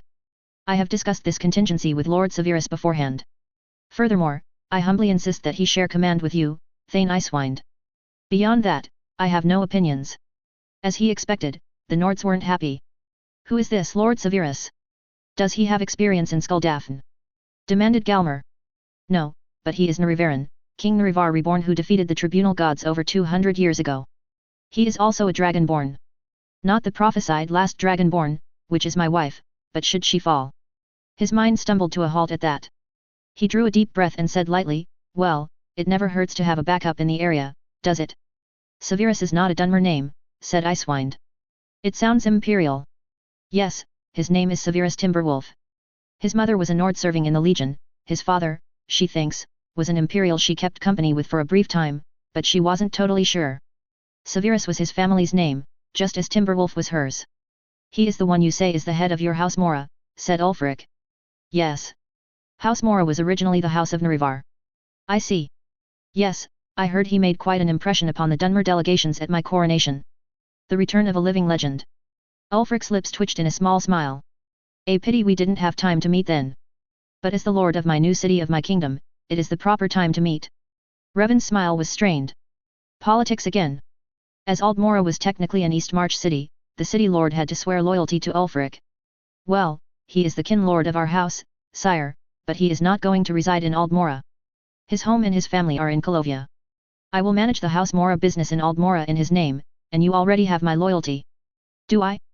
I do wonder about that. Revan looked away.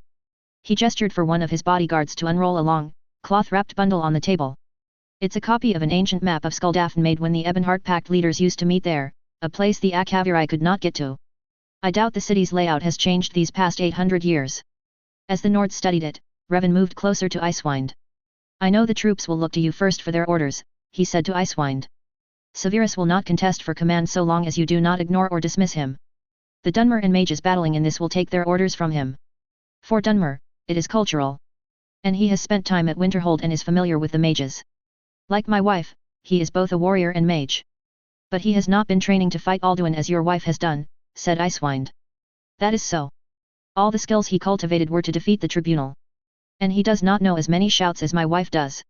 He has fought at least 4 dragons, while my wife has killed dozens. He will only step in if she should die before she reaches the Sovngarde portal. In truth, he does not think his chances are good.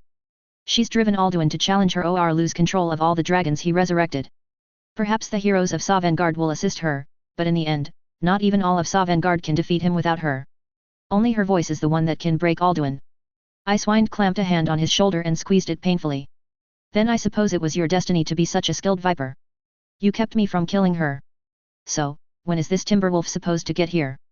XXXXXXX. He planted the withered ash yams that had been sitting in front of the open door for the past week. On the other side of the ash pit, Curtis was pulling out young roots that had grown from previous offerings that had revived once reburied in the ash and watered. He was going to make savory pancakes out of them. They were actually delicious prepared that way. A new recipe to the Dunmer because the other ingredients were the winter wheat the Nords grew, milk from goats or cows, and eggs from chickens, ingredients not native to Morrowind. Salt rice, plant juice, and insect eggs didn't quite have the same flavor and texture characteristics. And then there were other spices from Khajiit lands that Curtis also mixed in. His office was crowded with guests praying to the god or Daedric prince of their choice. Only Revan kissed the tips of his fingers and touched the Wabajak, wishing for a mere touch of the mad god's inspiration and insight. They eventually convened around the kitchen table. It wasn't big enough to seat all of them, so they just piled the food on it and carried their dishes out to what had once been the storefront to either stand around the counter or sit on the benches along the walls. They didn't talk about Skuldafn or Sovngarde. Curtis talked about the dive suits he found in one of Salstheimstmer ruins and about the mental therapy session with the Altmer. Taliesin and Baladas discussed technical magics. Severus told stories of his trials to gain the trust of the Ashlander tribes to Ambris and Ilya. Vivek sat in a corner, watching and listening. He had wandered in on his own. Then he wandered downstairs. Revan watched but did not try to stop the ex-god. A long time ago, he had regularly attended Vivek's temple and paid lip service to the god. He had been Ashlander raised and taught to worship the great ancestors and believe in the Narivaran. He'd lost family to Vivek's more violent and fanatic Redaran believers and ordinators. The long years in Skyrim snows had long since cooled that anger. Time for business. Taliesin and Baladas went to the Candlehearth teleport platform. Revan, Severus, Curtis, and Ambris went to the palace to meet with King Ulfric, General Galmer, and Thane Icewind. Revan felt like Minigu were trying to mediate a peaceful meeting of Morrowind Kago-Utis and Skyrim snow bears. It was a silly feeling, really. Neither side would kill him if he spoke a wrong word, but they weren't in a dangerous mood. A little tense, which was to be expected, and a little sensitive about authority lines. It was time to bring out the communication units Curtis had built for the Stormblade team that had once been Revan's bodyguards. Revan had agreed with Curtis that the audio and visual communicators were too dangerous to show to the Nords, even for Helset's sake. It was best to utilize the crude version. Curtis instructed them on the uses and limitations of the devices. The Nords had read about this device from the reports of the Stormblades guarding Revan a year ago. But there was nothing like a live demonstration, such as wearing the active devices while they talked. These primitive devices created what Curtis called a party line, meaning everyone heard whatever each wearer heard or said. They would be using these devices to coordinate units in Skuldafn. There was a distance limitation, and part of Curtis's Dwemer armor function was to boost the magic of the devices and enable listeners on the other side of the portal. And so because he was necessary for communications, he would not be taking part in any battles and, instead, would act as the camp centurion. When he was no longer needed at this conference, he excused himself to return home to meditate with the ghosts. In a few hours, they would be ready to attempt the connection to Skuldafn. XXXXXXX. They didn't let him walk. An enclosed chair was brought for him. Ulfric's personal Stormblade guards escorted him and the portal stone from his home to Candlehearth. A Revan-shaped puppet got out of the chair. The ghosts pulled the strings on his body, using his mouth to utter the spells, using his inborn power to gather and shape the energies from the deep ley lines and connect them to the stone. Onlookers saw him bathed in a halo of soft white light. Only the mages and those sensitive to magic had to look away lest they be blinded by the violent energies. The stone was set and covered by a gold plate inscribed with runes. And over that was a larger steel plate with a 2-meter heartstone spike. Magic was used to lift a beautifully carved white marble pedestal coated with pearlescent white mica. It had a hollow center for the heartstone. More light swirled around the pedestal. Now even non-mages could see the suggestion of human-like wraiths. Maybe even faces. Strange, though. The faces were Nord. A glorious pillar of light rose to the sky, reflecting off the scattered clouds above. The ground shook. The halo of spirits likewise rose to the sky. Revan opened his eyes and looked blearily around to find Severus. Now, he said. Touch. Go find my wife.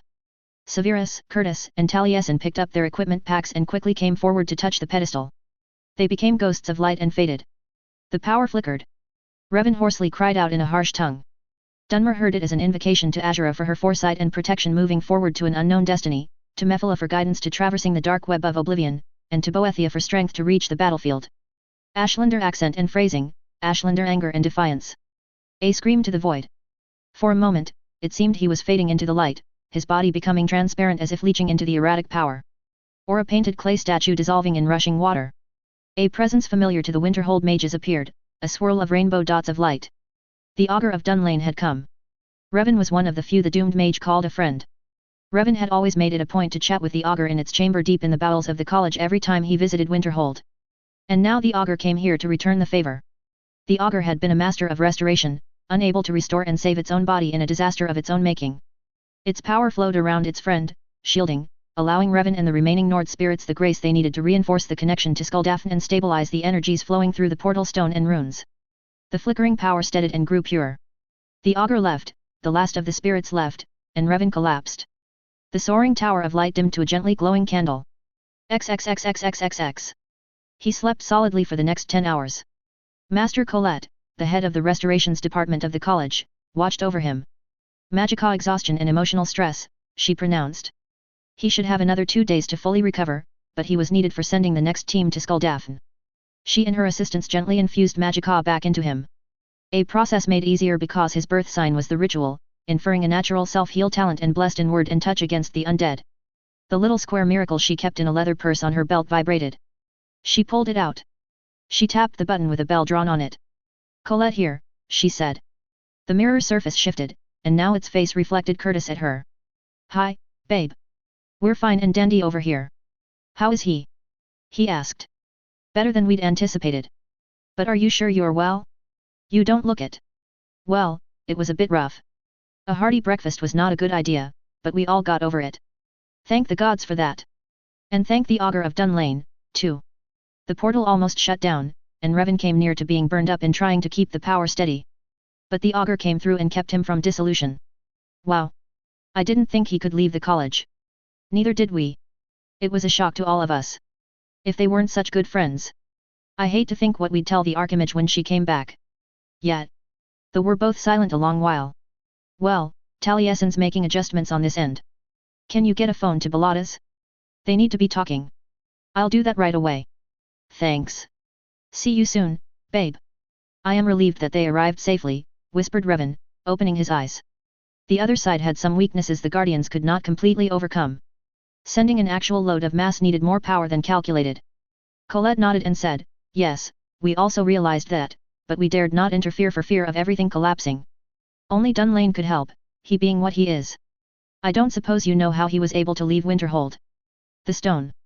The Argonian pod. Mistwatch test gone wrong. Connected to Winterhold. Gate power. College power. All linked. Can now move between college and Candlehearth.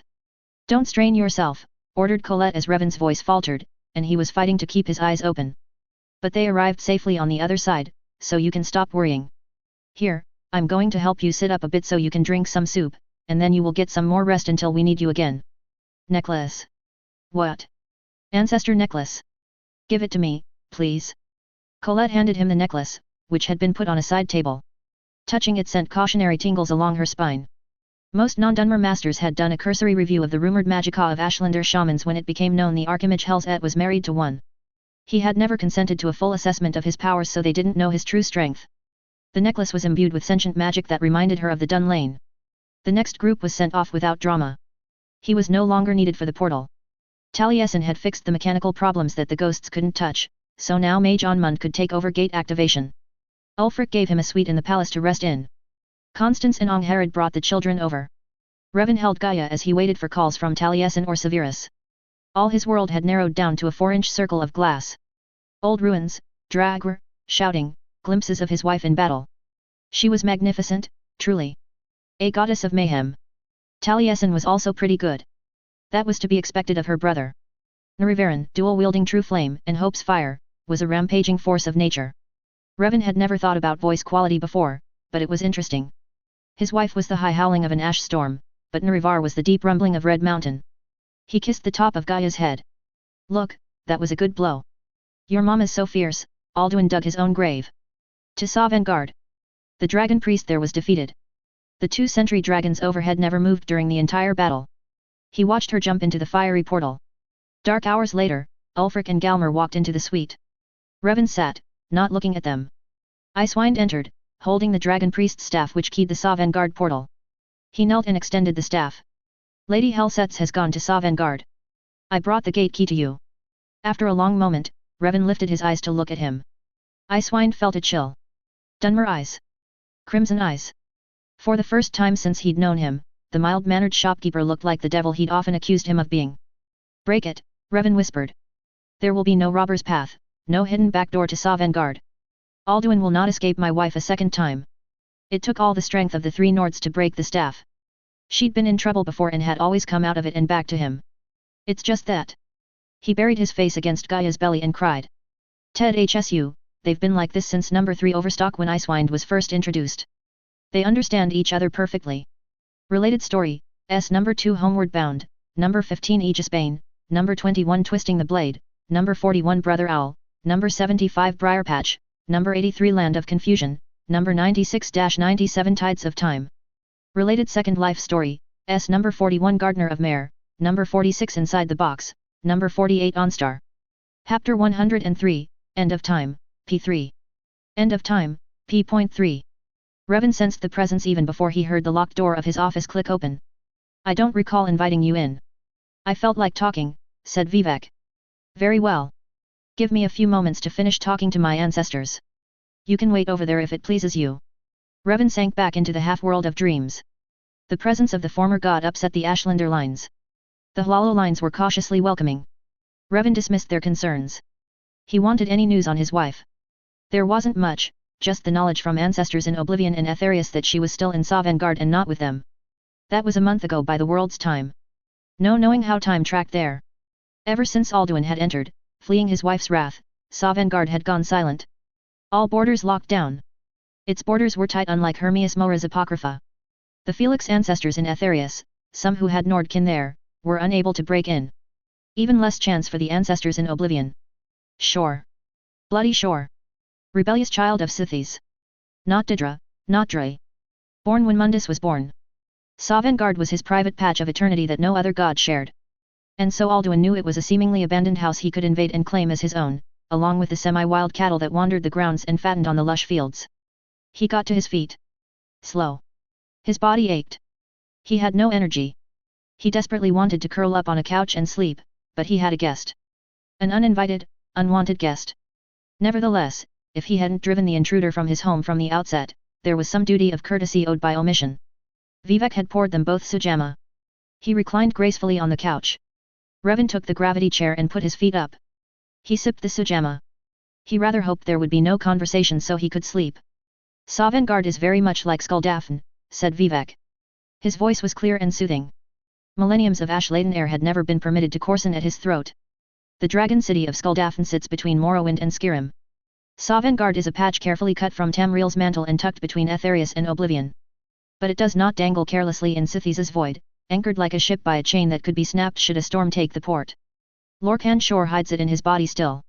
I would say his heart, but no one knows where that organ is now since Nrivar set it free. His body, Revan repeated dully. That sounds like a lot of moon sugar. Is Sovngarde the third moon of Lorkhaj? Perhaps, chuckled Vivek. The hidden heart of darkness. Yet it floats free in Aetherius where only dragons fly. Revan closed his eyes. So tired. I suppose you would know. So it might seem. Asking Vet to speak without riddles is like asking a snake to please stand up and walk, just this once. He'd forgotten who said that and from where he'd heard that. Nonetheless, evasiveness was just another form of politics and bargaining. What was to be determined was whether this was political or commercial. What brings you to my home? I have trouble believing a scrap of paper was enough to order you out of hiding. You may thank your friend. I owed him a favor sufficient enough to come with him to Windhelm. Nothing more is owed beyond that. Ah. Revan arched his back and wriggled tighter against the chair cushion. His head still ached dully. He wanted to hold his daughter. Angharad had gently but firmly taken her away, saying the babe needed to feed and sleep for a few hours before resuming duty as her father's cry pillow. And what are your thoughts on recent events? You are asking me. Do I need your permission? You are, of course, free to keep your thoughts to yourself. He sighed deeply. Suthasil abandoned us, withdrawing into his own world. He chose to forget what he was and was murdered by Almalexia, who went mad as she clung to fading power. You, at least, tried to maintain the ghost fence. Generations damned to that fence, but you kept it against the madness of the sixth house. He sighed again. Inevitable tragedy. It wasn't King Dumak's fault. The Kagrenak kept his god project a secret, betraying his king's trust. The brass god of Tiber Septim was the lesser evil than a brass god of Lorkham, chaos incarnate. So we thought. We were not surprised that imperial ambition found a way to power the Numidium. Mortal souls can aspire and rise to touch godhood, but sustaining that height is impossible. A fish, howsoever strong its momentum, is not a bird. Revan smiled faintly. Nords would continue to disagree. They would say Talos is a successful elevation of a mortal to godhood. That he successfully wears the mantle of Shore. And the Thalmor do all they can to deny this. Man cannot, nor will ever, be a god, they say. But according to the champion of the Oblivion Crisis, who was later Nrivar's second wife, she needed the blood of a divine god to break into Mankar Camoran's paradise. For this, she retrieved the armor of Tiber Septim, which had stains of his blood. Talos is not Shore, stated Vivek. No, he is not. Shore is chaos, he changes what he touches. He appeared to willingly give Tiber Septim, Hashalti, or whatever his name truly is, the mantle of power he needed to rise. I would not be surprised if it was Shore's will that the Numidium also be given to his protege. It was, after all, custom-built to embody Shore's divinity. Vivek chuckled at that connection. This is not my idea, by the way. That connection came from a Redoran who goes by the name of Curtis Johnson. He is the incarnation of Dumak Vardenfell brought back to Tamriel by divine Yahunal, the usurper of Apocrypha. If you are interested in some light reading, I have copies of the transcripts made at Winterhold of Kittis's memories. The stories are generally accurate to Tamriel if one paints with a broad brush and in watercolors. One supposes only you would know the truth of parts of it. I would appreciate those transcripts. Dumak and Nrivar together again. They did not speak to me. I assume they were respecting your privacy. You kept yourself masked and apart from them. Presumably, you did not wish for conversation. I believe Uncle Wolf's anger has long since passed, and Master Curtis would have nothing but curiosity about your circumstances. Once you read those transcripts, you will see why. Interesting. But let us speak now of you. Ah! I was summoned for some task. However, no one has made any demands of me, no one seems to have any opinions of what I am to do.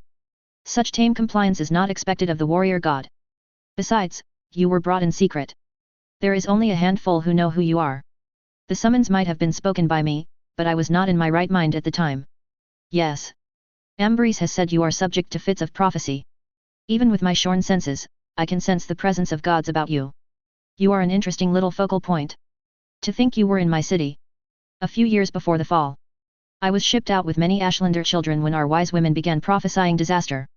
And I was nothing special as a child.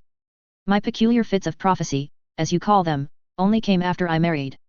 I blame her destiny as the Dragonborn, as the Dragon of the North, for bringing out this aspect of my life.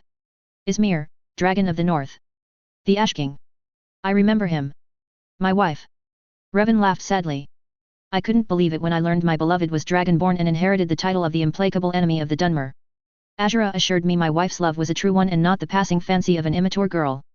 And you have done everything you could to be her support. Of course I have. I don't know how many gods I've made promises to. I don't know who owns my soul, and I don't really care. All I can do is live in the present and hope it includes my wife. My hell's et.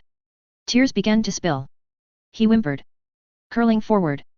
The chair shifted, and his feet slammed down against the floor. She has to come back. She's supposed to come back. How long? How long? But I had to lock the door behind her. Will they really send her back if she wins? Vivek's left hand was on the back of his neck. The ex-god did not pull him into an embrace like others had. Ulfric, even Icewind, had embraced him to try to impart strength. Vivek only offered, his left hand lightly touching. Something Master Curtis had once said about Vivek came to mind. They. Left hand of darkness, a thought experiment in sexual, spiritual, and social ambiguities. How does one trade with what one does not understand? The left hand of the Dunmer, who chose their own gods over the Didra. Not that the golden right hand of the Chimer was any better, they were the ones that turned their backs on the divines to worship the Didra. The first time I saw Vivek in the Morrowind game, I couldn't stop thinking of that book, and it's one of my favorites, so that had me liking Vivek even if he was a floaty idiot. I couldn't kill him in the game. Of the three, he was the only one with the option to let live without affecting the endgame. The only mortal god of Morrowind who kept trying to save Morrowind. Maintaining the ghost fence against the sixth house took all his attention, so he'd entrusted the temple and its law-giving to the priesthood. Without his active participation, they'd resorted to extreme laws and punishments to maintain power against the growing voices of the Nerevaran cult of the Ashlanders and the secular machinations of King Helseth. Deep, gasping breaths as he struggled for control. Eventually, he raised his head. Vivek pushed a dry cloth and another cup of sujamma into his hands. For your wife to succeed and defeat Alduin, she must be alive. If she is alive, she cannot stay among the dead. She will be returned to Tamriel, and no locked door will keep her out, stated Vivek calmly. Dragonborns are a special class of dragons. Dragons are creations of Auriel, but the Dragonborns are mutants of Lorkhan's influence. Each brings change. It is true that Lorkhan was created by Sithis to destroy Mundus and the rebellious godlings who made it. It took all the might of the Drid to defeat Lorkhan. They tore him apart, but they could not kill him any more than the Didra could kill Jigalag. Vivek put a finger under Revan's chin and pushed his face up to look into his eyes. He smiled slightly. Not Sheogorath kissed, but one who has kissed the mad god. I am envious. You also have the power to turn the world on its head without losing your mind. You're wrong there. I feel I am losing my mind without my wife. You are not. Fear is natural in the face of uncertainty. Whether she returns or not, you will live on. You have a child to care for. You have family and friends to sustain you. You have many responsibilities you've taken on in her name. From all I have witnessed, I believe she married you for the strength you gave her. Do not fail her now by letting fear imprison your soul. What? I am not allowed to grieve. Grief is for when you have lost. You do not yet know if your wife has been defeated. Your own sources cannot confirm this. For now, she lives. And so must you. A third cup of sujamma was pressed into his hands and down his throat. And then a fourth. He was starting to feel numb. Vivek supported him as they walked upstairs. A stroll outside is what you need, said Vivek. It was dusk. Cold and crisp was the air. Bodyguards surrounded them, creating a private space. They went through the market and to the docks to sit on the edge of the pier used by the Northern Maiden. The White River rushed by heavy with spring melt from High Hrothgar. Fishing boats were in, laden with spawning salmon and the like. One used to be able to hear bears in the distance, bellowing as they claimed fishing spots along the river. But too many humans had moved in, driving them further down to the coast. He had been walking in his own world of memories. Now he was slowly waking to the present world around him. Vivek was again heavily robed with his hood pulled down so that none could see his face, and gloves hid the different colors of his hands. He was tall as an Altmer. Something to be said about how the Dunmer had shrunk in size from their golden ancestors. Morrowind. Riesdane. Do you grieve? He asked. To laugh and cry as mortals do, to walk among our people though we were gods, that was the idea. Secular gods. Not an attainable goal, said Revan. You were influenced by the Dunmer more than you thought. Perhaps. Domak has ideas of how to mitigate some of the damage being done by Red Mountain. But he will need to find the old Dunmer cities and their machines. Yahunal, the god who brought him back, also brought back some tonal architects. Lesser Kagranaks of different tribes. They have all joined House Vardenfell, which is now part of House Mora. Vivek laughed softly. I see. I suppose I shall make myself useful if they will have me. It's the least I can do to finally apologize. If he can bring Morrowind back, I can die happy. Revan sighed and impulsively leaned against Vivek. Vivek's arm snaked around him, comforting him. Chapter 104, Homeward Bound, finally. Homeward bound, finally. The Black Dragon God wailed piteously at the injustice of his fate. The god of end times cannot die. His soul and essence went elsewhere, not to me. Good. I didn't want it anyway. If he goes back to Akadosh or Oriel, whatever the name, I hope he gets some sense knocked into his thick skull. If you're the god of end times, just do your job. Don't try to crown yourself the overlord of a world you ultimately plan to destroy.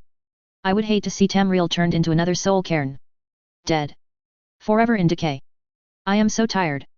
Unlike all my battle companions, I am still a living person. Weakness of the flesh and all that. I close my eyes to block out the overhead hungry maelstrom of stars poorly veiled by the high clouds. Sovngarde, it seems, was a world of endless nights. The only brightness to be found was in the feasting hall of heroes. What happens to those faithful Nords who can't pass Tsin's test? Do they linger outside, waiting for other family and friends to fail the hero test and join them? Do they eventually go to the unknown by jumping into one of the bottomless ravines all the rivers fall into? What else can they do, the stillborn child, the never made it to adulthood, the cripple from birth, and all those who never fought any battle except the daily fight to live another day? My love would never qualify were he a Nord. Tsin does not look like the kind to engage in a haggle for better prices unless it be over weapons or armor. Although my Revan is sufficiently handy with a knife or spear for basic defense, and he can manage a decent fire magic attack if pressed, I doubt he'd get past Tsin's axe. No, my love fights with words to bargain for a solution. If pressed, he's an assassin, both unacceptable professions in a warrior's paradise. Someone was looming over me. I reluctantly opened my eyes. Tsin. That was a mighty deed. The doom of Alduin encompassed at last, and cleansed is Sovngarde of his evil snare. They will sing of this battle in Shore's Hall forever. But your fate lies elsewhere. When you have completed your count of days, I may welcome you again, with glad friendship, and bid you join the blessed feasting, he boomed over the cacophony of the joyous heroes around me. All hail the Dragonborn! Hail her with great praise! Bah! 2 men extended their hands to me to help me stand up. They looked familiar. When I was on my feet, still swaying from exhaustion, the one on my right suddenly produced a lute. Svanir. I said, and he grinned, pleased. I spotted High King Olaf one eye pushing his way through the crowd. Oh, yes, he had mentioned to me he was looking forward to this reunion with the bard that plagued him in life. You cousin, my successor, always said that when it came time to battle, there should be no doubt that you would prevail, said the warrior on my left. That voice was familiar, and I looked into his blue eyes and noted the braid style of his honey blonde hair. Now I recognized Harbinger Kodluk, in prime condition so long as he chose to stay in Sovngarde. All the credit goes to my darling husband. He's the only reason I lasted long enough to bury this pile of scrib dung. I pulled myself out of their grasp and looked at Tsin. All right, send me elsewhere. And while I appreciate the sentiment, I won't be returning. I want to go home to my husband and my daughter. And when I die, I intend to search through oblivion until I find him again. But I know that wherever he is, it won't be here or Aetherius. No, agreed Tsin, smiling faintly. No warrior is he, and no place is there in this hall for him. The Nord Guardians, the spirits that had haunted and protected my husband's home ever since his misadventure with Blade Delphine, gathered around. He had told me that they would help reopen the gate to Skuldafn, and they would go ahead of me to Sovngarde. And so they had. They had been waiting for me on the other side of the gate. Mighty Nord spellswords, coming from a time when Nord warriors thought nothing of wielding magic in one hand and steel in the other. They grumbled a complaint. They saw him more as a clever crafter than a merchant. Tsin bent an ear to their arguments. In the end, he conceded, no warrior is he, but should he to Sovngarde come for trade outside our hall, we would welcome. Ha! I couldn't help but grin. That's my darling husband. He's sure to have something you need even if you don't know it yet. If that's the case, I'll even come with him to visit. Now, send me back. Tsun nodded. Return now to Nirn, with this rich boon from shore, my lord, a shout to bring a hero from Sovngarde in your hour of need. Nal Daalvus. I cried out in shock as I collapsed into a miserable, shivering ball as my body heat and breath were sucked out of me. Stupid Enwa! Throwing me from Sovngarde's eternal warm summer evening to the hellishly freezing, thin-aired top of High Hrothgar? Alduin is dead. He, who was the first, is no more. Over 24 dragons bellowing this. Oh, yes, the touching eulogy for Alduin. Master Curtis, incarnate of Dwemer King Dumak, returned from a weird world where all of Tamriel was but a story game of fantasy, had also told me about this. After defeating Alduin, after receiving the summon hero shout, and after getting set back to High Hrothgar, prepare to be deafened by a bunch of dragons telling the world that Alduin was dead. A heavy bear pelt was flung over me. Gloved hands pulled mine out of the snow and wrapped them in soft rabbit fur. Dragonborn, welcome back, said Master Arngeir. We've been waiting for you here a week, whispered Master Inarth. The 4 monks lifted me up and carried me into a tent heated by an iron brazier filled with charcoal. They gave me a large mug of hot fish and onion soup. Outside, the dragons were still shouting. I was in Sovngarde a week. A year, said Arngeir. The dragons began gathering a week ago and so we came up here to witness your return, or Alduin's. It was just as Master Curtis told me, said Inarth. When it is time, the dragons will gather at the Monhaven. He said to bring warm things and food. If it was you, you would probably need it as the food and wine of Sovngarde are not substantial enough for the living. Yes, I'm starving, I confirmed. But what if it was Alduin who came through? If it was Alduin, then at least we would have had a good last meal before he killed us alongside our master, answered Inarth. A year? My heart ached. My beloved Revan, what must he be feeling? My baby mare babes only wean from breast between 3 and 4 years I can still. The tears wouldn't stop. The elderly monks flitted around me in distress until Inarth swore, a sound that shook the tent, and sat on the ground beside me and pulled me into a tight embrace. He pushed my face against a shoulder and began stroking me from the back of my head to between my shoulders. Oh, yes, he'd been in Windhelm when I'd given birth. He'd witnessed my husband soothe me in this way when I had embarrassing, uncontrollable bouts of tears as the birthing time drew closer. I wish he hadn't been subjected to such unseemly behavior, but for now, I needed the comfort he offered. The other 3 old uncles huddled around me, fussing with the furs they draped on me, patting my shoulders, rubbing my hands. The 5th sat outside the tent, only the tip of his snout poking in. 5th uncle's acquaintance also landed in front of the tent and poked his red snout in. The only sound outside now was that of the distant whines and the breathing of 2 dragons. I didn't want to talk to them, but the sooner I did, the sooner they could go away. Master Arngeir handed me a warm, damp towel that I cleaned my face with, and Master Bori put a mug of hot coffee in my hands. It was liberally sweetened with honey and had a roll of cinnamon bark for stirring and more flavor. I went to the tent door. The dragons drew back to give me space. So, it is done. Alduin. The eldest is no more, he who came before all others, and has always been, said Parthunax. I'm sorry, but he left me no choice, I said. If he had repented, if he had changed his ways, then I would never have left my home in Cheydinhal. I was driven out, you know, by horrible dreams every night of the world burning. Killing him was the only way to stop the nightmares. It's his own fault.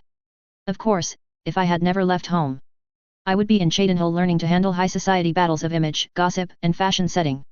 Possibly considering enlistment into the Legion as an officer cadet. Skyrim might never have entered my life.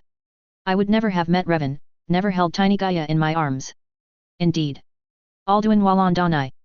His doom was written when he claimed for himself the lordship that properly belongs to Bormahu our father Akatosh. You did what was necessary. Alduin had flown far from the path of right action in his Polok the arrogance of his power. But I cannot celebrate his fall. Ziu Utiarazosto Kamahu. He was my brother once. This world will never be the same. Again, I am sorry to cause you this pain. If it's any comfort, I didn't absorb his soul. I'm glad it didn't come to me. I think Akatosh took him away, I said, hoping I was guessing right. Maybe it would be some consolation. Who knows, maybe when he's learned better, he'll return to the job he's supposed to do, and the next Kulpa will come. But not in my lifetime. I am glad you believe that. At least it will continue to exist. Gryklos Lean. Even I cannot see past time's ending to what comes next. Niad Koravzim Dinokstiad. We must do the best we can with this world. The old drake suddenly launched himself into the air. Goron. I feel younger than I have in many an age. Many of the Deva are now scattered across Kizal. Without Alduin's lordship, they may yet bow to the Vahzan, rightness of my Thursday But willing or no, they will hear it. Fare thee well, Davakian. I watched him fly away. What was he saying? Bow to the rightness of his Thursday He'd warned me some time ago that all dragons seek to dominate, and that he'd daily struggled with his own nature on that. What was he planning to do with the other dragons now that Alduin's position was vacant? The red dragon rumbled, that odd growling that was laughter for his kind. Pruzavundun wawuth gain. I wish the old one luck in his quest. But I doubt many will wish to exchange Alduin's lordship for the tyranny of Parthunax's way of the voice. As for myself, you've proven your mastery twice over. Thurai, Davakian. I gladly acknowledge the power of your Thursday If Alduin himself could not stand against your Thursday I feel no shame in my own defeat. And so Alduin's lordship passes to you. Thurai, Davakian. Then he also launched into the air. Ziu Odavaying. Call me when you have need, and I will come if I can, he declared, and flew away. No. I don't want it. I'm abdicating and making Parthunax the new lord of dragons. That's something I learned from my husband. If trouble is dumped on your counter, pawn it off quickly to those better suited for the burden and don't be afraid to make some profit in the process. It was a week before I could leave High Hrothgar. I spent almost all that time sleeping. The monks carried me down while I was sleeping and put me in a heated room. When I was awake, it was to take in a cup of stewed meat or sweet porridge. On the 8th day I woke up full of energy. I could fly now. Self-levitate was the better term. A mare-sized chess piece lifted by Magicka and placed in another spot. It was possible to see from High Hrothgar the faint image of Windhelm. In my mind, I could see one small spot in that sprawling city, one hearth that pulled me to it. I didn't need to fly all the way there, just close enough to activate the recall spell that would take me back to the most important place, home. He wasn't home, and neither was my baby. The house was unnervingly empty. Oh, yes, the guardian ghosts were all gone. I'd watched them stagger into the feasting hall of Sovngarde. The servants watching over my home told me my husband and babe had left 3 days ago en route to High Hrothgar with the king. A special mood had been arranged. Something about entrusting the holy monks with an ancient crown that had been the cause of the Nord Empire's dissolution. But I just came from there. Why isn't he waiting for me at home like he promised? I need to clear my thoughts. Perhaps I should pray to the ancestors and my patron gods before I rush off to find him. Oh, you're back. Who in oblivion is this oversized mare sleeping curled up on the sofa in my husband's private office? He wore long robes with a deep hood and spoke with a Morrowind accent I couldn't identify. When he stood up, he was over 2 meters like an Altmer. Who are you? What are you doing here? I demanded, preparing to take him apart. He pushed back his hood. Vivek. Handsome. Weird coloring. Poet. Traitor. Deceiver. Protector. Warrior. Is he here to buy or sell to my husband? Some sort of shady business elsewise. Ah. Recklessly attacking another godling was not something I wanted to deal with today. Humph. I don't know what my husband's business with you is, but if he's letting you stay here, it's nothing I'll concern myself with. I came here to pray to my ancestors and my gods. I'm not standing in your way. I prayed first to my ancestors. I am nowhere near as sensitive to the spiritual realm as my husband. Theme. In this state of dragon spirit I could hear them. I had learned from Parthunax the ethereal shout was also a tool to quickly regenerate health and power. When I discussed this power aspect with Revan, he suggested this state might make an excellent spiritual tool to commune with spirits. He believed that prayer was more than the mindless recitation of words. If words and thoughts are food and drink to the spirits, then codified ceremonies were water, bread, and dried scrib meat rations. Enough to live on, but so dull. Slipping in delicious snacks, like the fresh fruits and meat of one's life, was only sensible. It was family, after all, that you were inviting to come to the waiting door. I couldn't stay in the ethereal state for long. But it was enough to attract attention and to exchange impressions with the ancestors. I still can't talk to them like my husband does, but I knew they were curious about what I was doing. I learned from them Revan was heartbroken and worried. He rarely left the house unless someone physically came and forced him out. Jarl Ulfric had to personally come to take him to High Hrothgar. So I told them about Sovngarde. Going through the gate, constantly shouting to clear away the fog that Alduin used to confuse the dead souls trying to find their way to the feast hall. My frustration as I battled sin to measure up to yet another vague standard of worthiness. More frustration as the rich-looking, delicious-smelling food had no taste and the wine no better than boiled water. Getting frustrated and bored listening to the endless boasting, singing, and mock battles. Yes, there were some interesting people there I enjoyed talking to, but I was not done living. Still, in the end, Sovngarde's hall was as cold and barren as the soul cairn to me. I wasn't done with living yet.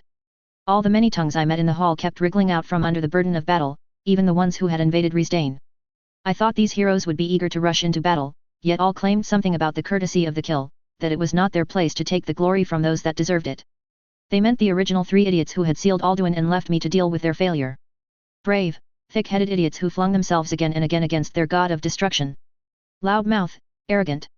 Well, Gormlaith Goldenhilt was the boastful, bright wench of fire.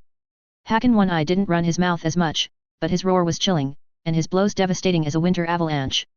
Fuldur the Old was a clever crafter with power rooted deep in the earth and the tides of the seasons. The battle with Alduin. It was loud and it took all the magic and physical skills I'd learned to battle him on the ground and in the air. Although my aerial fighting couldn't be called fighting. Master Curtis had a lot of complicated terms that all amounted to magic could not compensate for the fact that I was not built for flight, and using magic to fly was horribly inefficient, draining, and unsustainable in the long run. There were tricks I could use to extend flight time, but exhaustion was inevitable. It was more chase, shout, and drop to the ground to use my vampire bow that transferred magicka and stamina from the target to me. Alduin was vanquished. Akatosh, Oriel, Bormahu his father took his soul away. I was thankful. I did not want Alduin's soul in me. I had had enough of him in my dreams. The only word I wanted, the other word besides mortality that dragons didn't comprehend, was love. Besides, absorbing the soul of Alduin would mean taking on the mantle of the end times dragon. I don't want to be Alduin's successor. I don't want to destroy the world. My nature may be that of a destroyer, but I don't have to let that be my only purpose. I just want to go home. I want my husband. Where is he? I'm tired. I spent longer than I had intended reminiscing with the ancestors. I went next to the altars of the gods my family worshipped. Zenithar primarily. Though my family had some honorable and distinguished members in the Legion, the base solidly is commerce. Then Akatosh, the Aelshian version. And, finally, Yahunal, the Atmoran owl god and newest patron god of my little family. I made short courtesy prayers to the Daedric princes of Morrowind. I respect their power, that's all they need. For Sheogorath, I used a twine of twisted grasses to tie a skewer of smoked cheese cubes and salted cabbage leaves to the Wabajak. They'd never rot because they were all from Sovngarde and would likely hang there until Sheogorath came to take it. The offering disappeared as soon as I finished tying the knot and stepped back. A dangerous prince to pray to, but he's been good to my husband so far. Courtesies to the ancestors and gods done, it was now time to reclaim my mate and my child. Vivek merely smiled and said Candlehearth could now connect to Mistwatch. The king's party had used that connection. They would be meeting the Rift's Jarl and retinue there. My husband, who had been depressed and markedly lifeless since my disappearance, had seemed to perk up at the thought of soaking in the hot pools there. Perhaps he was recalling our wedding trip returning from Riften to Windhelm? Vivek had faintly smiled as he'd said this. What had my husband been telling him? XXXXXXXX. I ghosted past the guards around Revan's tent. An invisibility spell only ensured I was unseen. Using Feem to become a spirit allowed me to be unheard, unscented, and heat sense blocked. However, unlike a true spirit form, I can't walk through things. But I can survive physical impacts that would cripple or kill me. Our daughters Nordwetners, Angharad, knitted as the children played on a thick carpet with colorful blocks and stuffed toys. Well, her 2 boys played with the blocks and held up the stuffed toys for my baby, propped up in a padded basket, to laugh at. There was also an older Bosmer male I didn't know in the tent. I froze as I was about to move past him. He had dropped a hand to his belt knife, and his eyes searched for me. Grandfather? Asked Angharad. Her grip on her knitting needles shifted, preparing to pull them free of the yarn to use as weapons. Oh, yes, her grandfather. Great-grandfather, really? He had been a scout for the Legion for 2 centuries. Still was. Frontline against the Dominion and their illusion magic. Revan had asked Uncle Tullius to do the Legion background check before he gave final approval to hire Angharad. Once Uncle had looked, he'd started trying to get the Bosmer transferred to his Skyrim command.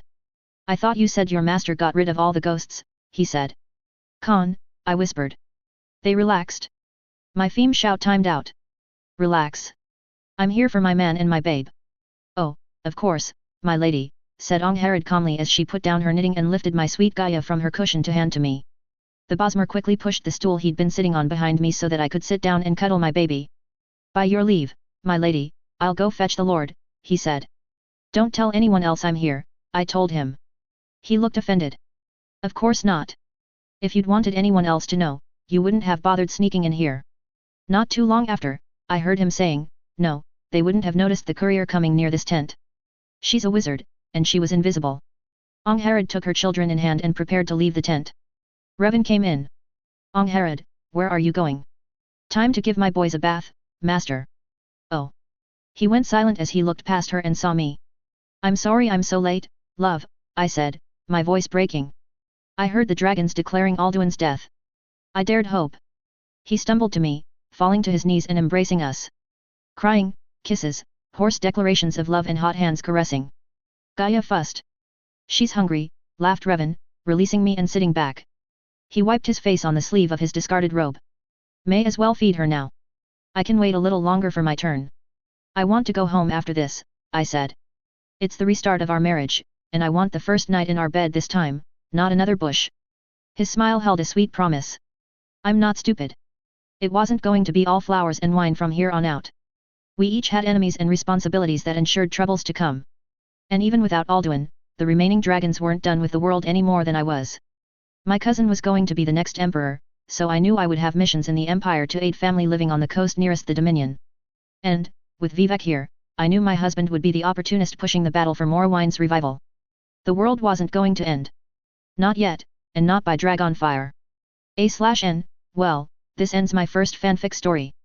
Heck, my first attempt at writing anything that made it past the first chapter and was willing to post. To those still with me, thank you. You've put up with my clumsy, meandering, long-winded experiment.